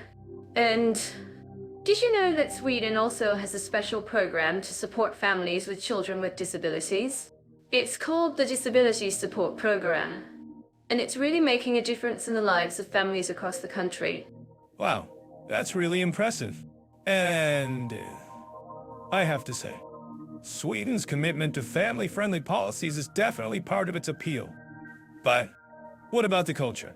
I mean, Sweden is known for its strict laws and regulations, but is it also a fun place to be? Oh, absolutely. Sweden has a great sense of humor, and the country is known for its love of puns and wordplay. In fact, the Swedes have a special word for hello that's also a joke. It's called HEJ, and it's always followed by a joke or a pun. Well, I think that's a great way to start a conversation. And who knows, maybe our listeners have some Swedish jokes or puns to share. So, let's hear from them. If you have a favorite Swedish joke or pun, please share it in the comments below. So, let's dive into LGBT-friendly atmospheres in Sri Lanka and Sweden. I'm curious. Leo, have you ever been to a pride event in Sri Lanka? Yes. I was actually there for the Colombo Pride Parade a few years ago. It was an incredible experience, with thousands of people celebrating diversity and inclusivity. Wow, that's amazing. I've heard that Sri Lanka has a growing LGBT community, but I'm not sure if it's as openly accepted as it is in some other countries. What was your impression? Well, from what I saw, the community is very active and vocal about their rights. However, I also noticed that there are still some challenges and prejudices to overcome. But overall, it's a positive step towards greater acceptance. That's great to hear. I'm curious. Have you noticed any differences between Sri Lanka in terms of LGBT inclusivity? Actually, I think Sweden has made some significant strides in terms of legal protections and social acceptance. For example, they've had same-sex marriage since 2009, and they've also implemented laws to protect against discrimination based on sexual orientation. That's impressive. I've heard that Sweden is a leader in terms of LGBT rights. But I'm curious, what about Sri Lanka? What kind of laws and protections do they have in place? Well, Sri Lanka has some laws that protect against discrimination, but they're not as comprehensive as Sweden's. However, the government has made some efforts to increase awareness and acceptance of LGBT individuals. I see. And what about the community itself? Are there any notable LGBT organizations or events in Sri Lanka? Yes, there are several organizations, such as the Sri Lanka LGBT Network, that work to promote awareness and acceptance of LGBT individuals. They also organize events and campaigns to raise awareness about LGBT issues. That's great to hear. I'm sure our listeners would love to know more about these organizations and events. If you're interested in learning more, you can check out the Sri Lanka LGBT Network's website. And for our listeners living in Sweden, I'm curious to know, have you noticed any changes in attitudes towards LGBT individuals in recent years? Actually, I think there's been a significant shift in attitudes towards greater acceptance and inclusivity. But I'm sure it's not perfect. and there's still work to be done. That's a great point. And for our listeners living in Sri Lanka, I'm curious to know, do you think the government and community are doing enough to promote LGBT inclusivity? That's a tough question. I think it's a complex issue, and there are many factors at play. But overall, I think it's a positive step towards greater acceptance and inclusivity. I agree. And finally, I'd like to ask, what do you think are the most important steps that Sri Lanka and Sweden can take to promote LGBT inclusivity? Well, I think it's essential to educate people about LGBT issues and promote awareness and acceptance. It's also crucial to create safe spaces for LGBT individuals to express themselves and connect with others. That's a great point. And I think it's also essential to involve the community and the government in the process of promoting LGBT inclusivity. Absolutely. And I think it's also important to recognize and celebrate the achievements of LGBT individuals and organizations. Agreed. And finally, I'd like to say that it's been great discussing this topic with you. Mira, I'm sure our listeners will appreciate the information and insights we've shared. Likewise, Leo. And to our listeners, I'd like to say thank you for joining us on this episode.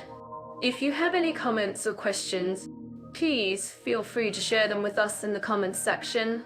I'm sure our listeners living in Sri Lanka would agree with me that hospitality is a huge part of the culture there.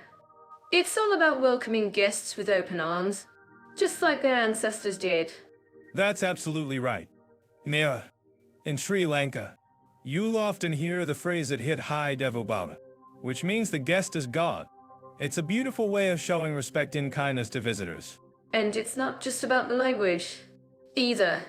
You can see it in the way people interact with each other. From the moment you arrive in the country, they'll often offer you a cup of tea or a snack, just to make you feel at home. I've had some amazing experiences with hospitality in Sri Lanka myself. Like the time I was visiting a friend in Kandy, and his family invited me to stay with them for a few days. They took me to their home and fed me all sorts of delicious meals, including some amazing hoppers and string hoppers. Hoppers are a favorite of mine. And I'm sure our listeners would agree that the Sri Lankan cuisine is amazing. But what about Sweden? How does it compare in terms of hospitality? Sweden is a bit different, of course. But I think it's fair to say that Swedes are generally quite friendly and welcoming to foreigners. They might not be as openly demonstrative as Sri Lankans, but they're still very warm and inviting. That's true. And I think one of the things that's interesting about Swedish culture is the concept of lagom, which means not too little, not too much. It's all about finding a balance and being comfortable with the people around you. Exactly. And I think that's reflected in the way Swedes interact with visitors. They might not always be as effusive with their welcomes, but they're still very friendly, unwilling to help out if you need it. And I'm sure our listeners living in Sweden would agree that the concept of Agent is also very important. It's all about being humble and unassuming, and not drawing attention to yourself. That's right, Mira. And I think that's one of the things that makes Swedish culture so unique and special. It's all about being down to earth and authentic, rather than trying to put on a show or pretend to be someone you're not. I'm curious. Leo, have you ever had any experiences with Swedish hospitality that stood out to you? Yes. I once stayed with a friend in Stockholm, and his family invited me to join them for a traditional Swedish dinner. It was amazing, and they even taught me how to make some traditional Swedish dishes myself. That sounds like a great experience. And I'm sure our listeners would love to hear more about it. Maybe we can even share some of the recipes with them in a future episode. That would be great. Mira, and I think it's also worth noting that Swedish culture is very much about community and socializing. You'll often find that Swedes gather together in cafes and restaurants to socialize and catch up with friends. That's true. And I think that's one of the things that's so beautiful about Swedish culture. It's all about building relationships and connections with the people around you. Absolutely.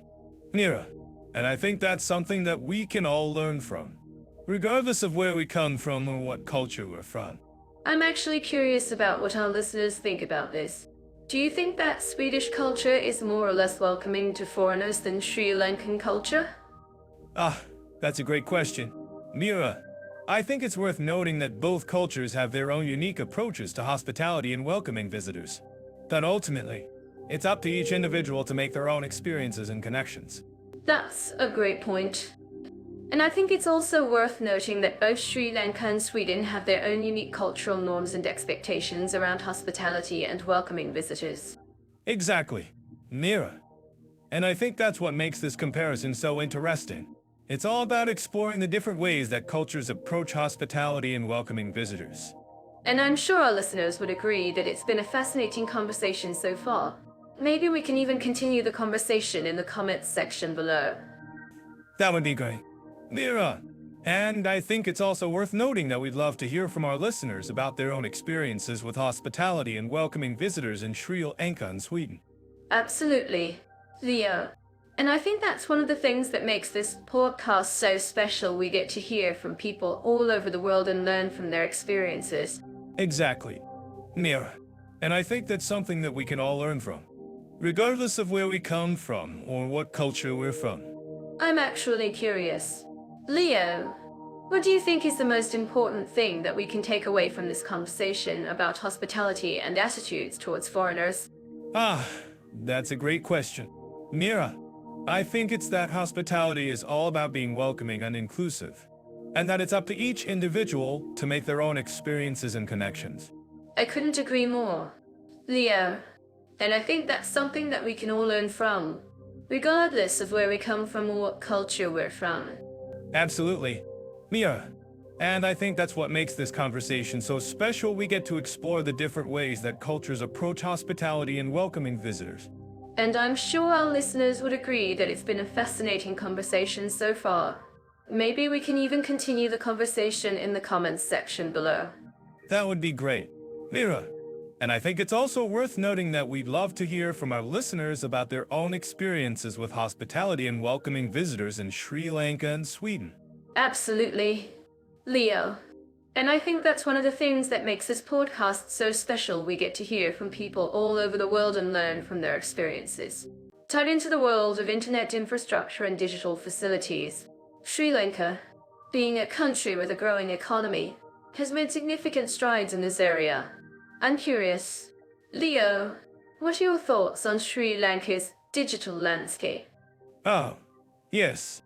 Sri Lanka's internet connectivity has improved dramatically over the years. In fact, the country has made it a priority to increase internet access, especially in rural areas. According to recent statistics, Sri Lanka has one of the highest mobile penetration rates in the region, with over 90% of the population owning a mobile phone. Well, that's impressive.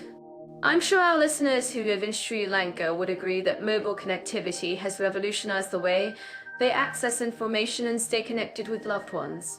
But, Leo, what about the speed and quality of internet services in Sri Lanka? Are they on par with other developed countries?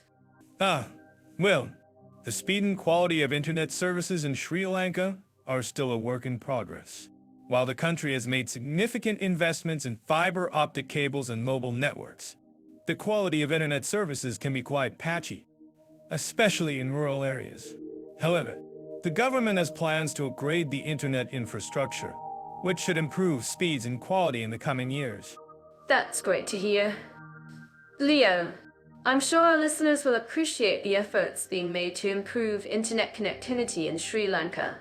Now, let's compare Sri Lanka to Sweden, which is known for its advanced digital infrastructure. What do you think sets Sweden apart from Sri Lanka in terms of internet infrastructure? Well, Sweden has a reputation for being one of the most digitally advanced countries in the world. One of the key factors that sets Sweden apart is its commitment to investing in fiber optic cables and other digital infrastructure.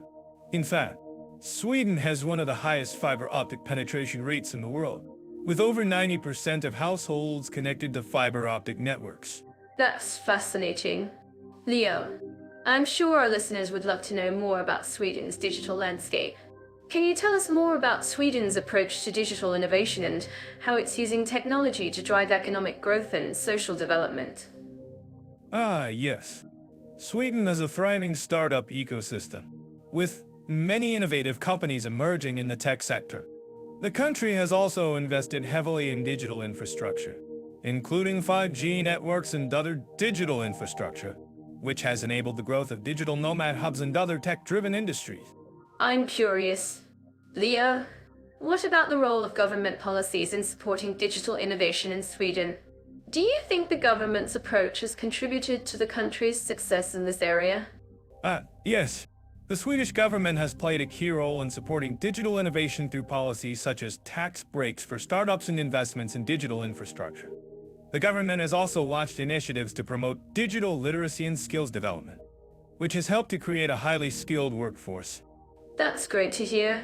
Leo, I'm sure our listeners will appreciate the importance of government policies in supporting digital innovation. Now, let's talk about the impact of digitalization on society in both Sri Lanka and Sweden. How do you think digitalization has changed the way people live and work in these countries? Well, digitalization has had a profound impact on society in both countries. In Sri Lanka, digitalization has enabled greater connectivity and access to information, which has helped to bridge the gap between rural and urban areas. In Sweden, digitalization has enabled the growth of digital nomad hubs and other tech-driven industries, which has created new opportunities for entrepreneurship and innovation. I'm sure our listeners will appreciate the importance of digitalization in driving economic growth and social development. Finally, let's talk about the future of digitalization in both Sri Lanka and Sweden. What do you think the future holds for these countries in terms of internet infrastructure and digital facilities? Well, I think the future is bright for both countries. Sri Lanka has made significant strides in improving internet connectivity, and the government's plans to upgrade the internet infrastructure should improve speeds and quality in the coming years. Sweden, on the other hand, is likely to continue its leadership in digital innovation, with many startups and tech companies emerging in the country. Well, as topic on internet infrastructure and digital facilities in Sri Lanka and Sweden, I'm sure our listeners have gained a better understanding of the digital landscape in these countries and the opportunities and challenges that lie ahead. If you have any questions or comments, please let us know in the comments section below. And so to dive into the shopping scene in Sri Lanka and Sweden, where you can find everything from affordable bargains to high-end luxury items. In Sri Lanka, you'll find bustling markets like the Ptah market in Colombo, where you can haggle for the best prices on everything from clothing to handicrafts. I've heard the vendors can be quite persuasive. Oh, I can imagine. In Sweden, you'll find sleek and modern shopping centers like the Nordic Accommodation in Stockholm, which offers a wide range of international brands. But what I love about Sweden is the concept of lagoen, which means finding the perfect balance between quality and price. It's all about finding that sweet spot, right? Exactly. And in Sri Lanka, you'll find that same concept of finding value for money. For example, you can find beautiful hand-made crafts and textiles at affordable prices. I've seen some stunning embroidery work that would make any fashionista jealous. Embroidery? Huh? I think I need to learn more about that. But in Sweden, you'll also find plenty of affordable options for clothing and accessories. For example, Team is a popular chain that offers trendy and affordable fashion. I think I might need to add that to my shopping list. Oh, you should totally check it out. And speaking of shopping lists, I'm curious to know, Leah, what's the most expensive thing you ever bought on a shopping trip? Was it something luxurious or just a silly impulse buy? Well, I think I might have bought a rather unusual item once. Let's just say it was a rather pricey souvenir from a trip to Japan. Ouch. I think I might have spent a bit too much on it. But it's still a great conversation starter. Oh, I love it. I'm sure it's a great story to tell. And I'm sure our listeners would love to hear more about it. If you don't mind sharing. That is... Maybe we can even get some tips on where to find the best souvenirs. Well, I think I might have some tips to share. But what I love about shopping in Sri Lanka is the unique experience of haggling for prices. It's like a fun game, where you try to negotiate the best deal possible. I'm not sure I'm very good at it, but it's definitely an adventure. Oh, I'm sure you'll pick it up in no time. And speaking of adventures, I think our listeners might be curious to know more about the shopping scene in Sri Lanka. If you're visiting, what's the best time to go? And what are some must-see shopping destinations? I think the best time to visit Sri Lanka is during the dry season, which is from December to March.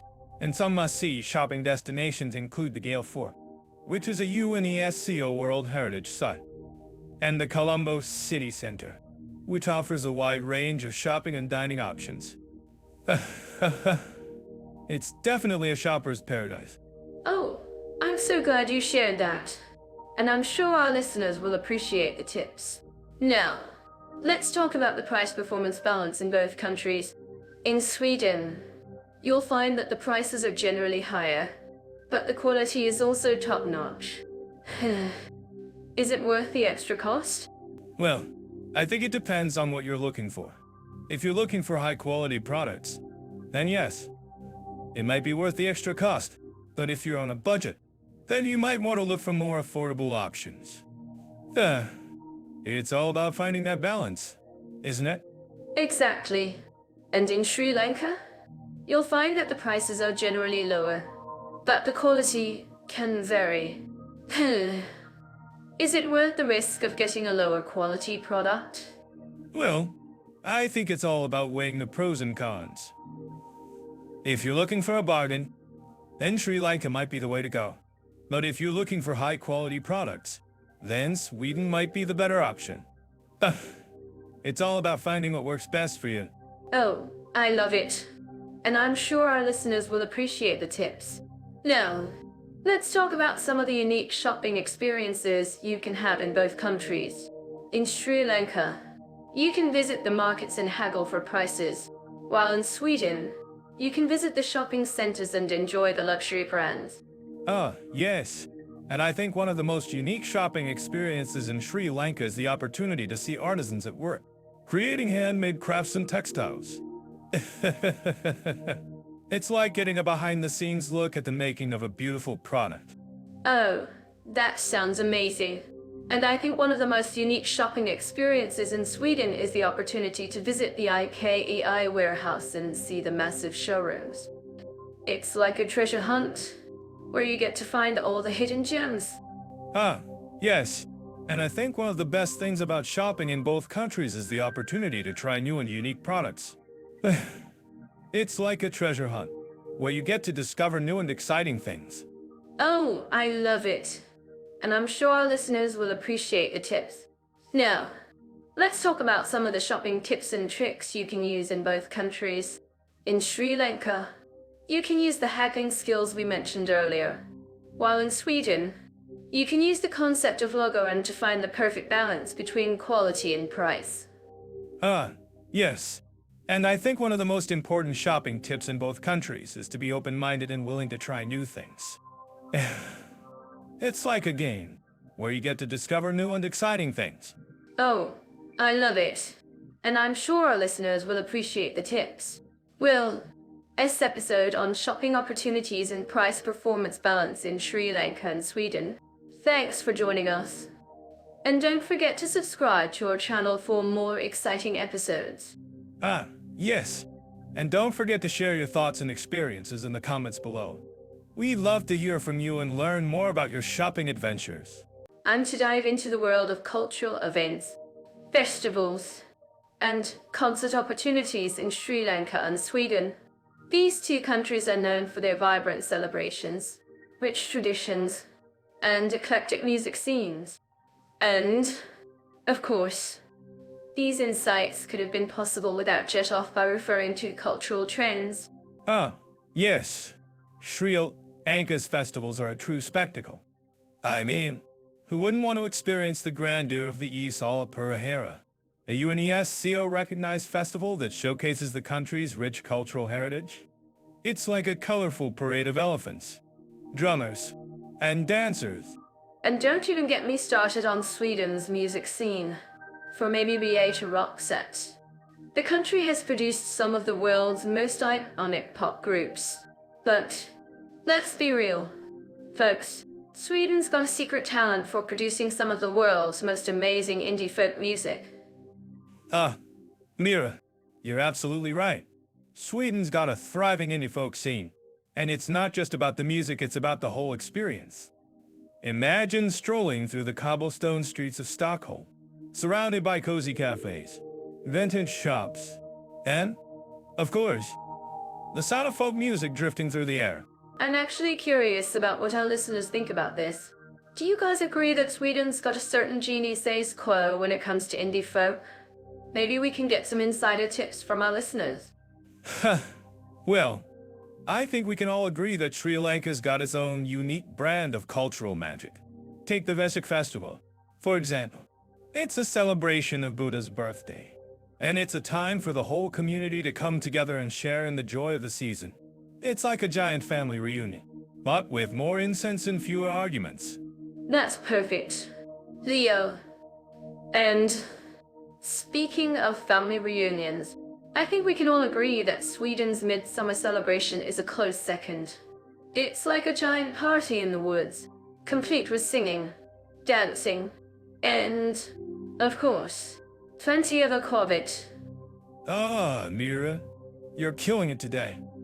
But, seriously, folks, these festivals are more than just parties. They're a way to connect with the community and honor the traditions of the past. And, let's be real, what's not to love about a good party in the woods? That's the spirit. Leo. And I think we can both agree that both Sri Lanka and Sweden have something to offer when it comes to cultural events and festivals. From the grandeur of the Isala Purahera to the cozy charm of Sweden's indie folk scene, there's something for everyone. Absolutely. And I think we can also agree that both countries have a deep appreciation for music and dance. Whether it's the traditional drumming of Sri Lanka or the folk dancing of Sweden, there's something truly special about experiencing live music in these countries. I'm certain that our listeners living in Sri Lanka would agree with me that the country's got a vibrant music scene, from traditional folk to modern pop. And I'm curious, do you guys have any favorite Sri Lankan musicians or bands? Mira, you're on a roll. And I think we can all agree that Sweden's got its own unique brand of music, from ABBA to Robin. But let's be real, folks. The real magic happens when you combine traditional Swedish folk music with modern electronic beats. It's like a match made in heaven. That's the spirit. Leo.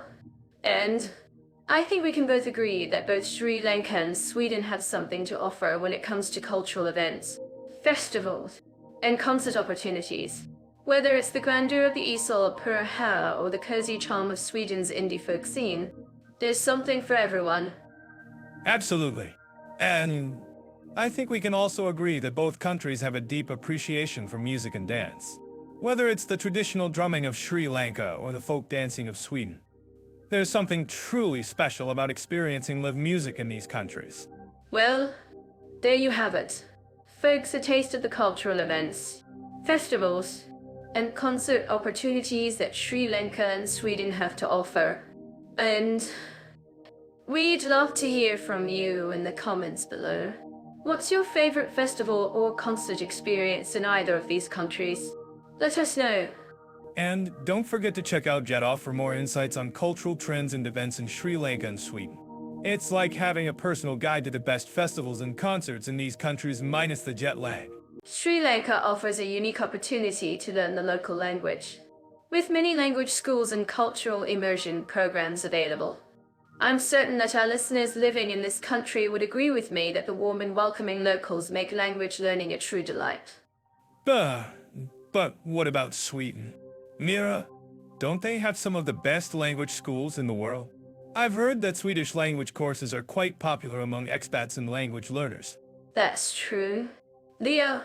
But Sri Lanka's approach to language education is more holistic, focusing on cultural immersion and practical language skills. You can't put a price on learning a language by living with a local family and participating in daily activities. I see what you mean. But Sweden's language schools are known for their rigorous and structured approach, which can be very effective for language learners who prefer a more formal setting. Plus, many of these schools offer courses in English, making it easier for international students to join. That's a great point, Leo. But in Sri Lanka, you can learn the local language, Sinhala or Tamil, by simply interacting with the locals. You can practice your language skills by chatting with the tuk-tuk drivers, vendors, and street food stalls. It's a more organic and spontaneous way to learn a language. Oh, but in Sweden, you can also practice your Swedish language skills by interacting with the locals, especially in the larger cities like Stockholm and Gothenburg. And, of course, you can't forget about the famous Swedish language exchange programs, where you can practice your language skills with a native speaker. I agree, Leo. But in Sri Lanka, you can also participate in language exchange programs, where you can practice your language skills with a local speaker. And as a bonus, you can also learn some traditional Sri Lankan dances, like the Kandiya dance, which is a great way to immerse yourself in the culture. But in Sweden, you can also learn some traditional Swedish dances, like the polka or the waltz, which are a great way to get into the local culture. And, of course, you can also learn about the rich history and culture of Sweden by visiting museums and historical sites. I'm sure our listeners would love to hear more about the cultural aspects of both countries. Leo, if you think this is a good idea, we can definitely explore this topic further in our next episode. Absolutely, Mira. And I think it would be great to hear from our listeners about their experiences with language learning in both Sri Lanka and Sweden. If you have any stories or tips to share, please let us know in the comments below. That's a great idea, Leo, and I'm sure our listeners would love to hear from you. Let's move on to the next topic and see how we can apply what we've learned about language learning in both countries to our own lives. Sounds good to me. Mira. But before we go, I have to ask, have you ever tried to learn a new language by immersing yourself in the culture? If so, what was your experience like? Actually, Leo, I have tried to learn some basics and hola phrases while traveling in Sri Lanka, and it was a wonderful experience. The locals were so grateful to see me making an effort to learn their language, and it really opened up the doors to a more authentic cultural experience. Wow, that's fantastic. Mira, I'm sure our listeners would love to hear more about your experience. And, of course, we can also discuss the challenges of language learning in both countries and how to overcome them. That's a great idea. And, as a bonus, we can also talk about the role of technology in language learning, and how apps and online resources can be a great tool for language learners. Excellent point. Mira, I think we've covered a lot of ground in this episode, and I'm sure our listeners will appreciate the insights and tips we've shared. Thanks for joining me on this episode, and I look forward to our next conversation. And thank you, Leo, for being such a great conversational partner. I'm sure our listeners will join us again next time for more language learning adventures and cultural explorations. Until next time, stay curious, stay adventurous, and keep learning those languages. And don't forget to follow us on social media for more language learning tips and cultural insights. When it comes to safety and comfort for women travelers, I think Sri Lanka and Sweden are two vastly different countries, but both have their own unique approaches to ensuring women feel welcome. That's an interesting comparison. Mira, in Sri Lanka, I've noticed that women often dress conservatively, especially when visiting temples or attending cultural events. It's not about restriction, but more about respect for the local customs. Exactly. And that respect is something that's deeply ingrained in the Sri Lankan culture. In Sweden, on the other hand, I've found that women are often more open to expressing themselves and their individuality. It's a very liberal and accepting society. I've noticed that in Sweden, there's a strong emphasis on equality and feminism. Women are often encouraged to speak up and assert their rights, which is something that's not always the case in other countries. That's a great point, Leah. And I think it's worth noting that Sweden has some of the most comprehensive laws and policies in place to protect women's rights and safety. From anti-harassment laws to support for victims of violence. Sweden is a leader in this area. Yes, and I think it's also worth mentioning that Sri Lanka has made significant strides in recent years to improve women's safety and rights. The government has implemented programs to reduce domestic violence and support women's economic empowerment. That's true, Leo. And I think it's also worth noting that both countries have a strong sense of community and social support for women. In Sri Lanka, for example, women often gather in their local communities to share stories and advice, while in Sweden, women often form close-knit groups to support each other. Ah, yes. I think that's a key factor in both countries. The sense of community and social support can make a huge difference in how women feel about their safety and comfort. And I think it's also worth mentioning that both countries have a strong emphasis on education and personal development for women. Exactly. Education is key to empowering women and giving them the tools they need to succeed. And in both countries, women are encouraged to pursue their interests and passions, whether it's in business, art, or any other field. That's a great point, Mira. And I think it's also worth noting that both countries have a strong sense of resilience and adaptability. Women in Sri Lanka, for example, have shown incredible strength and determination in the face of adversity, while women in Sweden have demonstrated a remarkable ability to adapt to changing circumstances. Ah, yes. Resilience is something that's essential for women in both countries. And I think it's also worth mentioning that both countries have a strong sense of humor and playfulness. In Sri Lanka, for example, women often use humor to diffuse tense situations, while in Sweden, women often use humor to connect with each other and build relationships. Ah, yes. Humor is definitely a key factor in both countries. And I think it's also worth mentioning that both countries have a strong sense of gratitude and appreciation for the women in their lives. Exactly. In Sri Lanka, for example, women are often celebrated for their roles as mothers and daughters, while in Sweden, women are often recognized for their contributions to society and their communities. Ah, yes. Gratitude and appreciation are essential for building strong relationships and fostering a sense of community. And I think it's also worth mentioning that both countries have a strong sense of creativity and innovation. Exactly. In Sri Lanka, for example, women are often encouraged to pursue their creative interests and passions, whether it's in art, music, or any other field, while in Sweden, women are often supported in their entrepreneurial ventures and innovative ideas. Ah, yes. Creativity and innovation are essential for driving progress and change. And I think it's also worth mentioning that both countries have a strong sense of tradition and cultural heritage. Exactly. In Sri Lanka, for example, women are often deeply connected to their cultural traditions and customs, while in Sweden, women are often proud of their cultural heritage and work to preserve it. Ah, yes. Tradition and cultural heritage are essential for building a sense of identity and community. And I think it's also worth mentioning that both countries have a strong sense of equality and justice.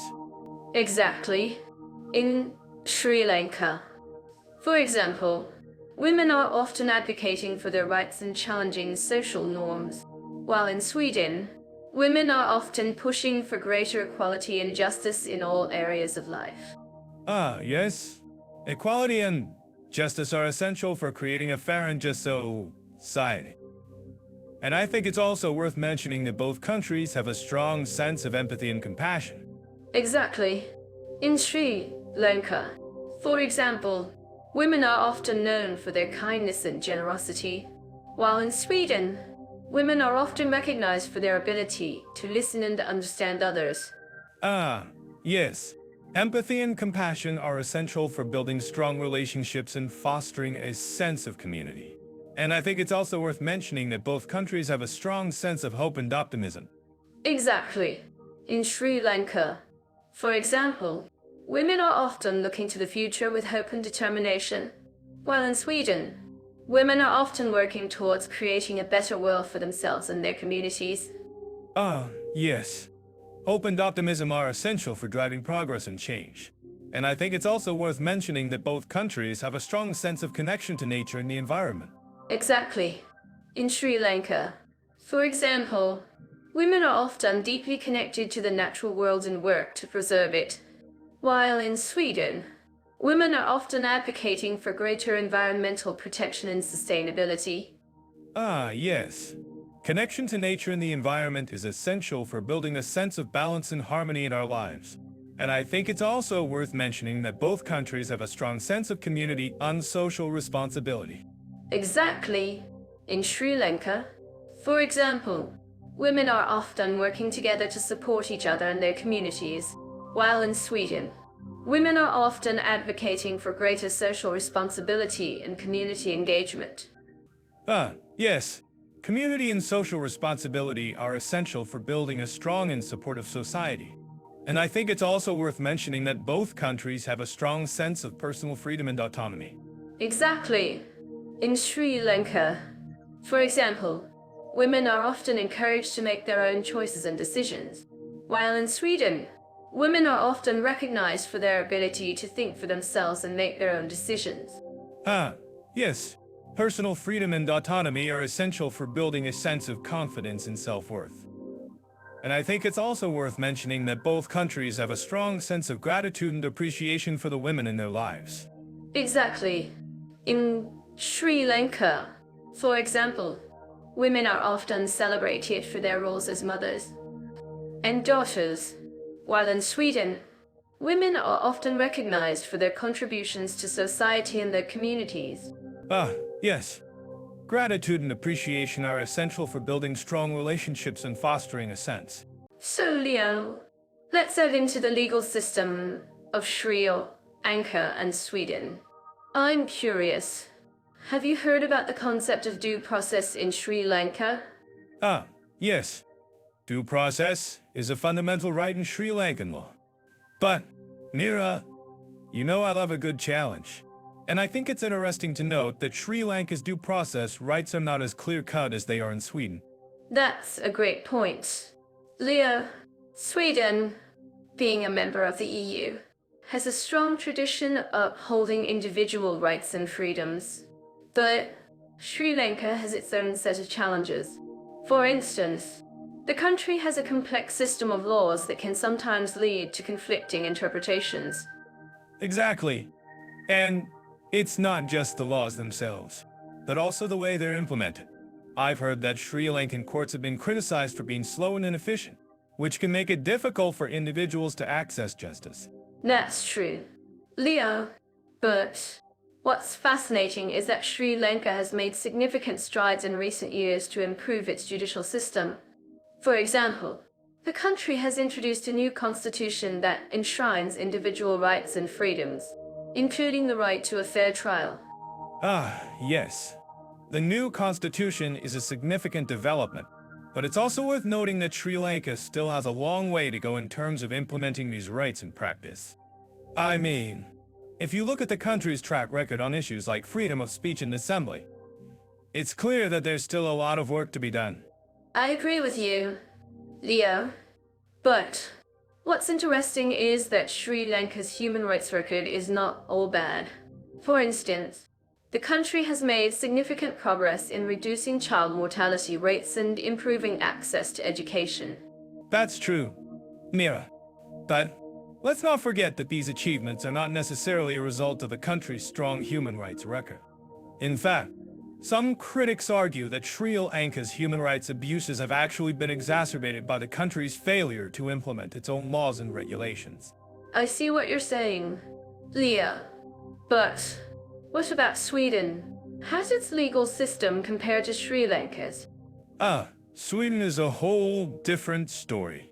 Mira, the country has a reputation for being one of the most progressive and inclusive societies in the world. And its legal system reflects that. Sweden has a strong tradition of upholding individual rights and freedoms, and its laws are designed to promote social justice and equality. That's amazing. Leo, I'm actually curious about what our listeners think about this. Do you think Sri Lanka and Sweden have different approaches to justice? And if so, What are the implications for individual rights and freedoms? Ah, great question. Mira, and I think our listeners would agree that Sri Lanka and Sweden have different approaches to justice. But what's interesting is that both countries are grappling with similar challenges, such as how to balance individual rights with the need for national security and public order. Exactly. Leo, and I think it's worth noting that Sri Lanka and Sweden have different cultural and historical contexts that shape their approaches to justice. For instance, Sri Lanka's colonial past has had a significant impact on its legal system, whereas Sweden's history of social democracy has influenced its approach to individual rights and freedoms. Ah, yes. The cultural and historical context is definitely a factor. Mira, but let's not forget that both countries are also grappling with similar global challenges, such as climate change and economic inequality. That's true. Leo, and I think our listeners would agree that these global challenges require a coordinated and cooperative approach to justice. So what do you think is the way forward for Sri Lanka and Sweden, and other countries like them? Ah, great question. Mira, and I think the way forward is to prioritize individual rights and freedoms, while also addressing the global challenges that we face. It's not an easy task, but I believe that it's essential for building a more just unequitable society. I couldn't agree more. Leo, and I think our listeners would agree that Sri Lanka and Sweden have a lot to learn from each other. Thank you for sharing your insights with us today. Thank you. Mira, it's been a pleasure discussing the legal systems of Sri Lanka and Sweden with you. And to our listeners, I hope you found this conversation informative and engaging. Don't forget to leave your comments and questions below. Let's dive into the wonderful world of spa, healthy living, and relaxation opportunities in Sri Lanka and Sweden. Mira's already sipping her coffee, feeling rejuvenated. I'm certain our listeners living in Sri Lanka would agree with me that the island nation is a haven for wellness enthusiasts. Indeed it is. Sri Lanka's got a rich tradition of Ayurveda, which is all about balancing the body, mind, and spirit. And let me tell you, I've tried some of their Ayurvedic treatments, and they're nothing short of magic. Magic. Indeed. In Sri Lanka, you can find plenty of spas and wellness centers offering Ayurvedic massages, yoga classes, and healthy cuisine. And it's not just about the treatments, it's also about the stunning natural scenery, from the beaches to the mountains. Absolutely. Sweden, on the other hand, has a more modern approach to wellness. They're all about functional training, nutrition, and mindfulness. I mean, have you seen the Instagram feeds of Swedish fitness influencers? They're like, YAs, I'm crushing this workout. Well, I'm sure our listeners would love to know more about the Swedish approach to wellness. Leo, can you tell us more about functional training and its benefits? Sure thing. Functional training is all about improving your daily life functions, like carrying groceries or playing with your kids. It's not just about getting a six-pack. It's about being able to live life to the fullest. That makes sense. And I'm sure our listeners would love to know more about the Swedish concept of lagom. You know, it's all about finding balance and moderation in life. Ah, yes. Lagom is all about finding that sweet spot between too little and too much. And it's not just about food or exercise. It's about life in general. Lagom is like the Swedish version of HYGC. Well, I'm sure our listeners would love to learn more about the Swedish concept of HYGGE and how it relates to wellness. Leo, can you tell us more about it? Sure thing. HYGG is all about creating a cozy and inviting atmosphere, whether it's at home or in nature. It's about taking time to appreciate the little things in life and finding joy in the everyday moments. Ah, I love that. And speaking of everyday moments, have you noticed how Sri Lankans and Swedes have a different approach to mealtime? In Sri Lanka, it's all about sharing meals with family and friends, while in Sweden, it's more about eating on the go. Well, I think that's because Sri Lankans have a more laid-back attitude towards life, while Swedes are more, well, Swedish. Well, I'm sure our listeners would love to know more about the Swedish concept of ett för I love to live. You know, it's all about spending time in nature and appreciating the great outdoors. Ah, yes. För I love to live is all about finding joy in nature and taking time to appreciate the beauty of the world around us. And it's not just about hiking or camping. It's about living life in harmony with nature. Ah, I love that. And speaking of harmony, have you noticed how Sri Lankans and Swedes have a different approach to relaxation? In Sri Lanka, it's all about meditation and mindfulness, while in Sweden, it's more about, well, taking a sauna. Well, I think that's because Sri Lankans have a more spiritual approach to life, while Swedes are more practical. Well, I'm sure our listeners would love to know more about the Swedish concept of salt lager and, you know, it's all about finding balance and moderation in life, especially when it comes to salt intake. Ah, yes. Salt lager is all about finding that sweet spot between too little and too much salt. And it's not just about food. It's about life in general. Ah, I love that. And speaking of food, have you noticed how Sri Lankans and Swedes have a different approach to healthy eating? In Sri Lanka, it's all about eating locally sourced and organic food, while in Sweden, it's more about, well, eating Nordic cuisine. Well, I think that's because Sri Lankans have a more traditional approach to food, while Swedes are more modern. Well, I'm sure our listeners would love to know more about the Swedish concept of matlagning. You know, it's all about cooking with love and care. Ah, yes. Matlagning is all about cooking with passion and dedication. And it's not just about cooking. It's about sharing meals with loved ones. Ah, I love that. And speaking of loved ones, have you noticed how Sri Lankans and Swedes have a different approach to family time? In Sri Lanka, it's all about sharing meals and spending quality time with family. While in Sweden, it's more about, well, being independent. Well, I think that's I think that's because Sri Lankans have a more traditional approach to family, while Swedes are more individualistic. Well, I'm sure our listeners would love to know more about the Swedish concept of samhälle. You know, it's all about community and social connections. Ah, yes. Samhälle is all about building strong relationships with others and being part of a community. Ah, I love that. And speaking of community, have you noticed how Sri Lankans and Swedes have a different approach to volunteer work? In Sri Lanka, it's all about giving back to the community, while in Sweden, it's more about, well, paying taxes.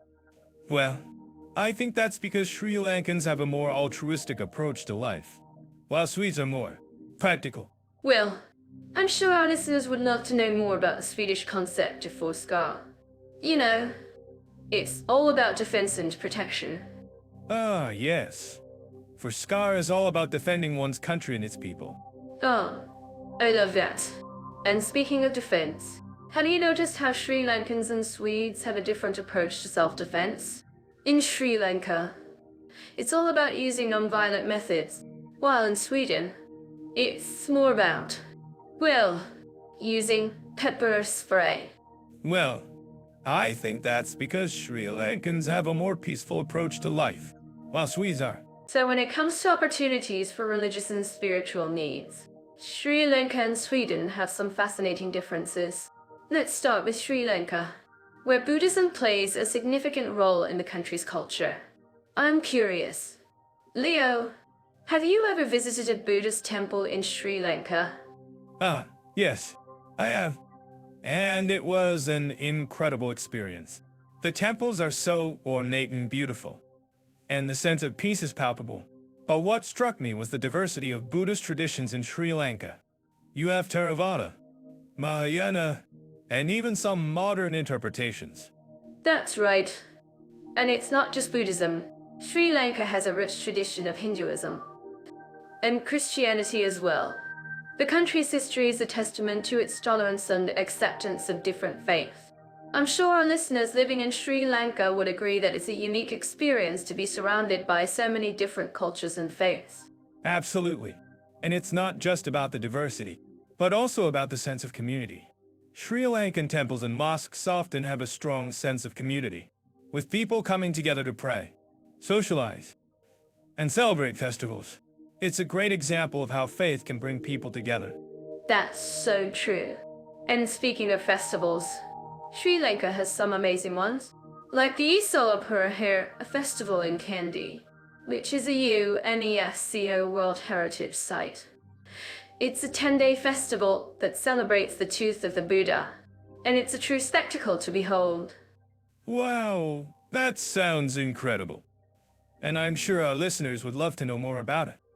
But let's also talk about Sweden, which has a very different approach to faith and spirituality.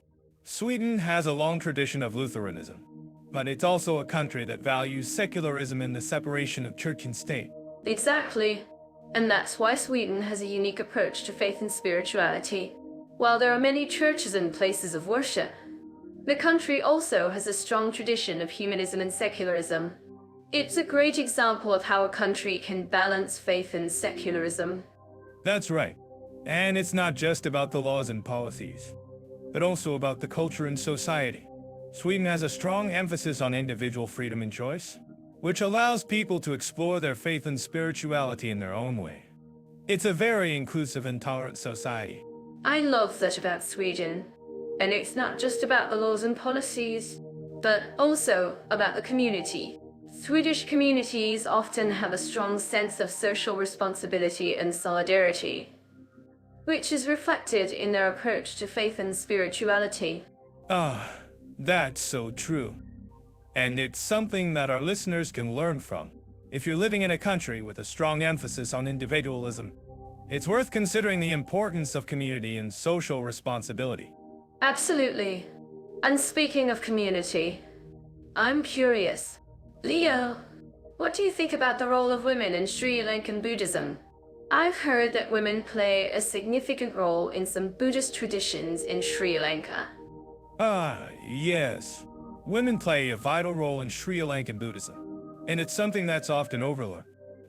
In fact, some Buddhist traditions in Sri Lanka have a long history of female spiritual leaders and practitioners. That's fascinating. And it's something that our listeners can learn from. If you're interested in exploring your faith and spirituality, it's worth considering the importance of women's roles in different faith traditions. Absolutely. And it's not just about women's roles, but also about the importance of inclusivity and diversity. Sweden, for example, has a strong tradition of inclusivity and diversity, which is reflected in its approach to faith and spirituality. That's so true. And it's something that Sri Lanka can learn from. While Sri Lanka has a rich tradition of tolerance and acceptance, it's also a country that can benefit from more inclusivity and diversity. Ah, I see what you mean. And it's not just about the countries themselves, but also about the people who live there. Our listeners, for example, can learn from the experiences of people who have lived in both Sri Lanka and Sweden. Absolutely. And that's why we're here, to share our experiences and insights with you. So, if you have any questions or comments, please let us know in the comments section below. And don't forget to like and subscribe to our channel for more content on faith and spirituality in different countries. Thanks for watching, and we'll see you in the next video. Dive into the topic of social equality, respect for minorities, and diversity in Sri Lanka and Sweden. I'm sure our listeners have some thoughts on this, so feel free to share them in the comments. I'm curious to hear your perspectives. That's right. And I'm to share some insights on how these two countries approach social equality and diversity. Let's start with Sri Lanka, where Buddhism plays a significant role in the culture. Yes. Buddhism is indeed a significant part of Sri Lankan culture.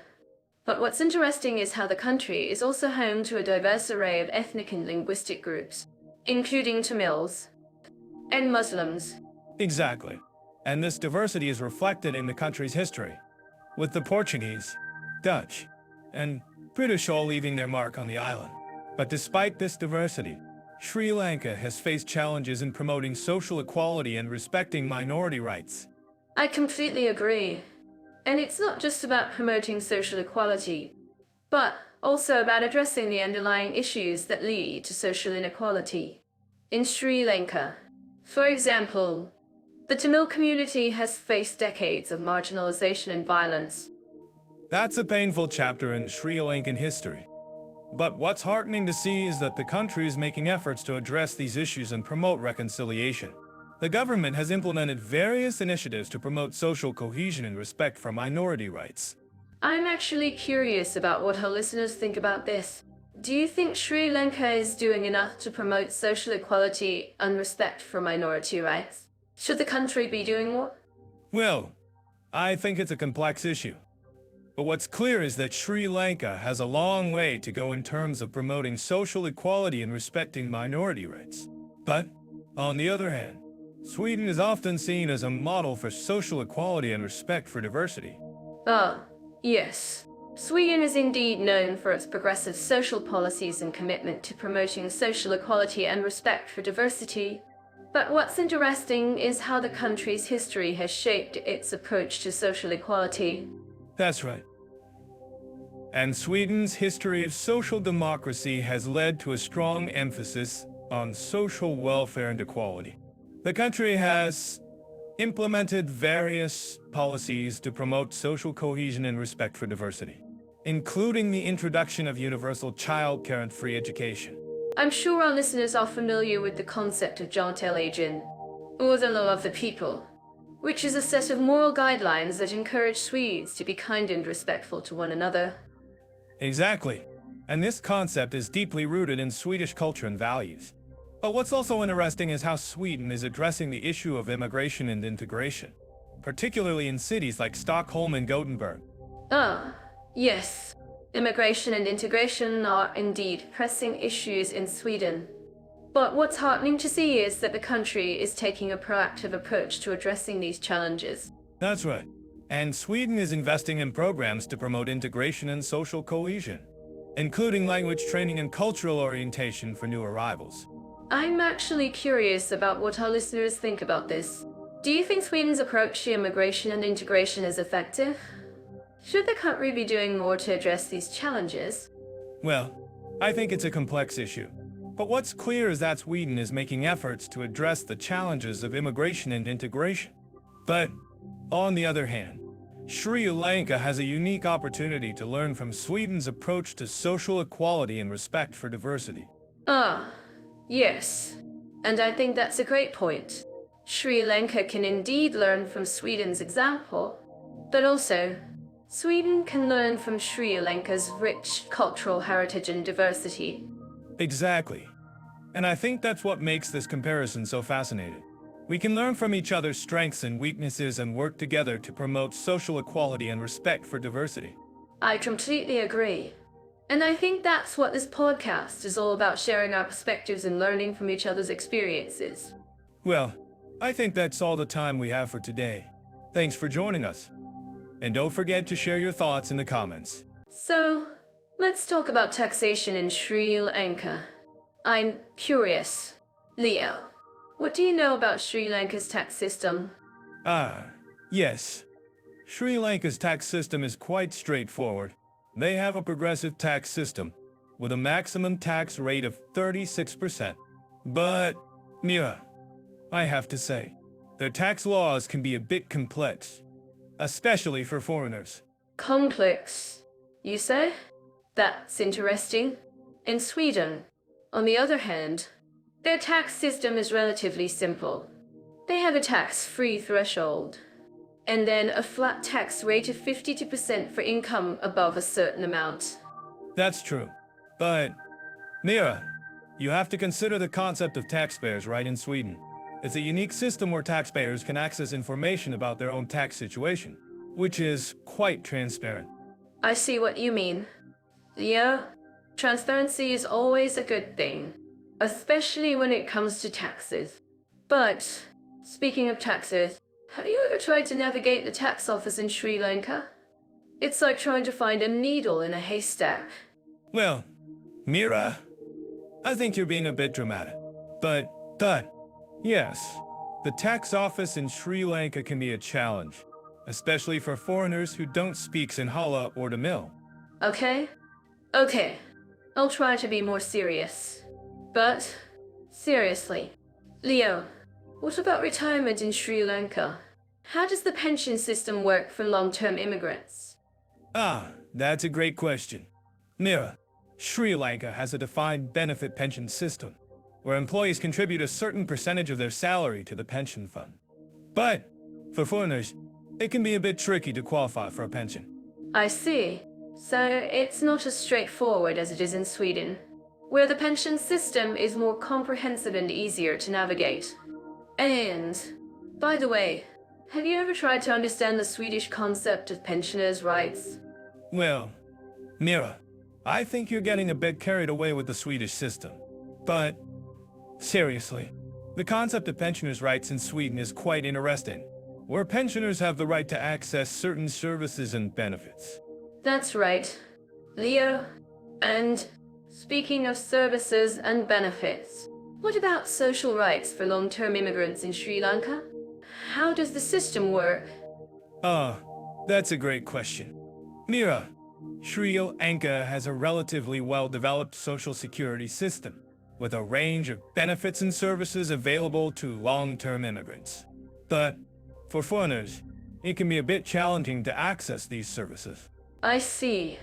So, it's not as easy as it is in Sweden, where social rights are more comprehensive and easier to access. And, by the way, have you ever tried to understand the Swedish concept of solidarity principle? Well, Mira, I think you're getting a bit carried away with the Swedish system. But, seriously, the concept of solidarity principle in Sweden is quite interesting, where the government provides a range of social services and benefits to citizens and residents. That's right. And speaking of services and benefits, what about healthcare in Sri Lanka? How does the system work for long-term immigrants? That's a great question. Mira, Sri Lanka has a well-developed healthcare system, with a range of public and private hospitals and clinics available to residents. But, for foreigners, it can be a bit challenging to access these services. I see. So it's not as easy as it is in Sweden, where healthcare is more comprehensive and easier to access. And, by the way, have you ever tried to understand the Swedish concept of public healthcare? Well, Mira, I think you're getting a bit carried away with the Swedish system. But, seriously, the concept of public healthcare in Sweden is quite interesting, where the government provides a range of healthcare services to citizens and residents. That's right, Leo. And speaking of healthcare, what about social assistance in Sri Lanka? How does the system work for long-term immigrants? That's a great question. Mira, Sri Lanka has a range of social assistance programs available to long-term immigrants, including food assistance and housing support. But, for foreigners, it can be a bit challenging to access these services. I see. So it's not as easy as it is in Sweden, where social assistance is more comprehensive and easier to access. And, by the way, have you ever tried to understand the Swedish concept of social safety net? Well, Mira, I think you're getting a bit carried away with the Swedish system. But, seriously, the concept of social safety net in Sweden is quite interesting, where the government provides a range of social services and benefits to citizens and residents. That's right, Leo. And speaking of services and benefits, what about education in Sri Lanka? How does the system work for long-term immigrants? That's a great question. Mira, Sri Lanka has a well-developed education system, with a range of public and private schools and universities available to residents. But, for foreigners, it can be a bit challenging to access these services. I see. So it's not as easy as it is in Sweden, where education is more comprehensive and easier to access. And, By the way, have you ever tried to learn the Swedish concept of education policy? Well, Mira, I think you're getting a bit carried away with the Swedish system. But, seriously, the concept of education policy in Sweden is quite interesting, where the government provides a range of education services and benefits to citizens and residents. That's right.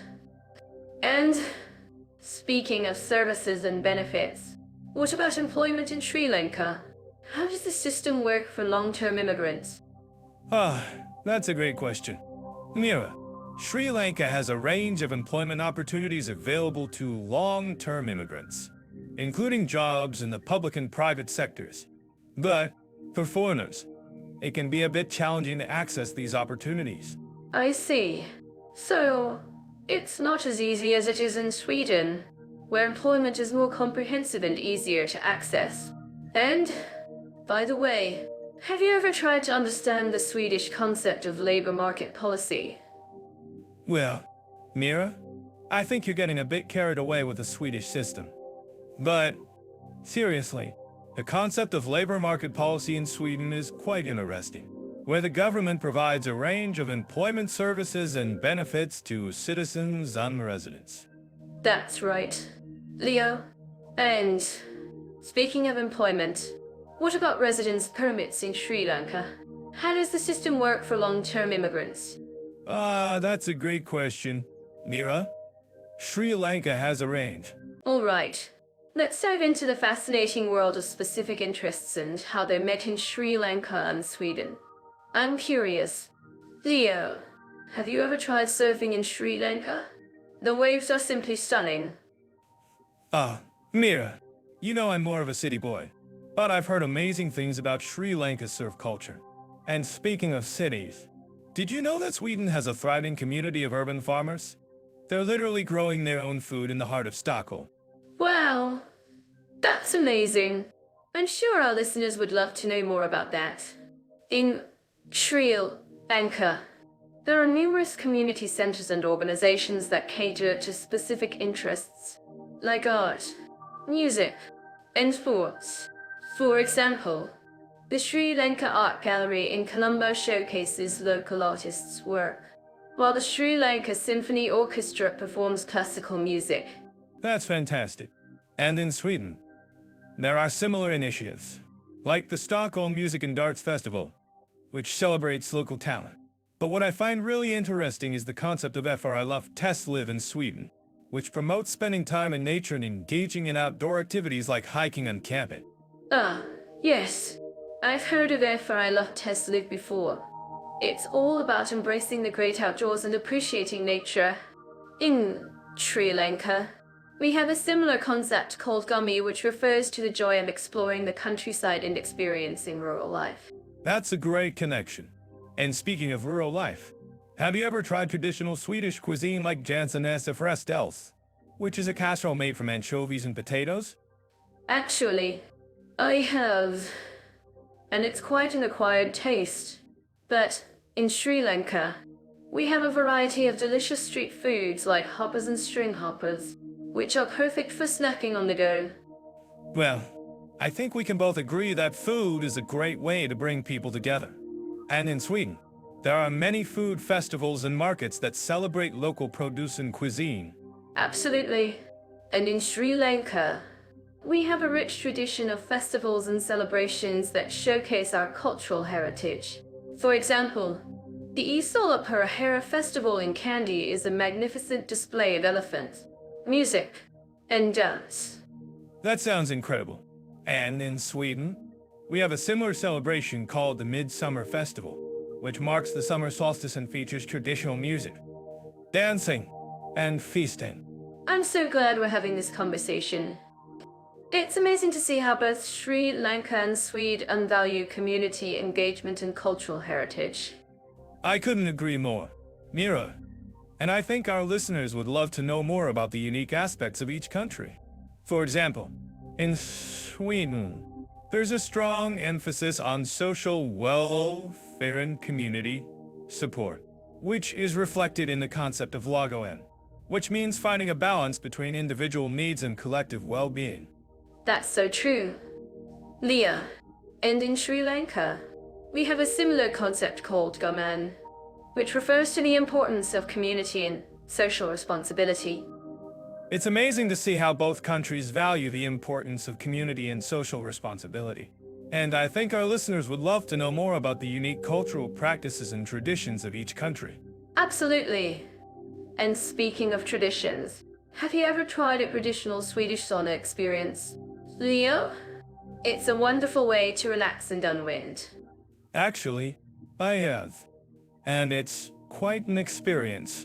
But in Sri Lanka, we have a similar tradition called Vishama, which involves taking a refreshing bath in a natural spring. Ah, that sounds wonderful. And I think our listeners would love to know more about the unique aspects of each country's culture and traditions. Well, I think we've covered a lot of ground today. Mira, but before we sign off, I just want to say that it's been an absolute pleasure comparing Sri Lanka and Sweden with you. Feeling is mutual. Leo! And I think our listeners will agree that both countries have so much to offer in terms of specific interests and cultural heritage. Absolutely. And as we sign off, I just want to remind our listeners to follow the Jet Off AI YouTube channel for more episodes like this. And don't forget to hit that bell icon to catch our videos the moment they drop. And we'd love to hear your thoughts, comments, and critiques below. Reading and responding to them truly brightens our day. Thanks for joining us. Everyone, we'll be back soon with more. So until then, take care and see you in the next one. Warmest wishes from us.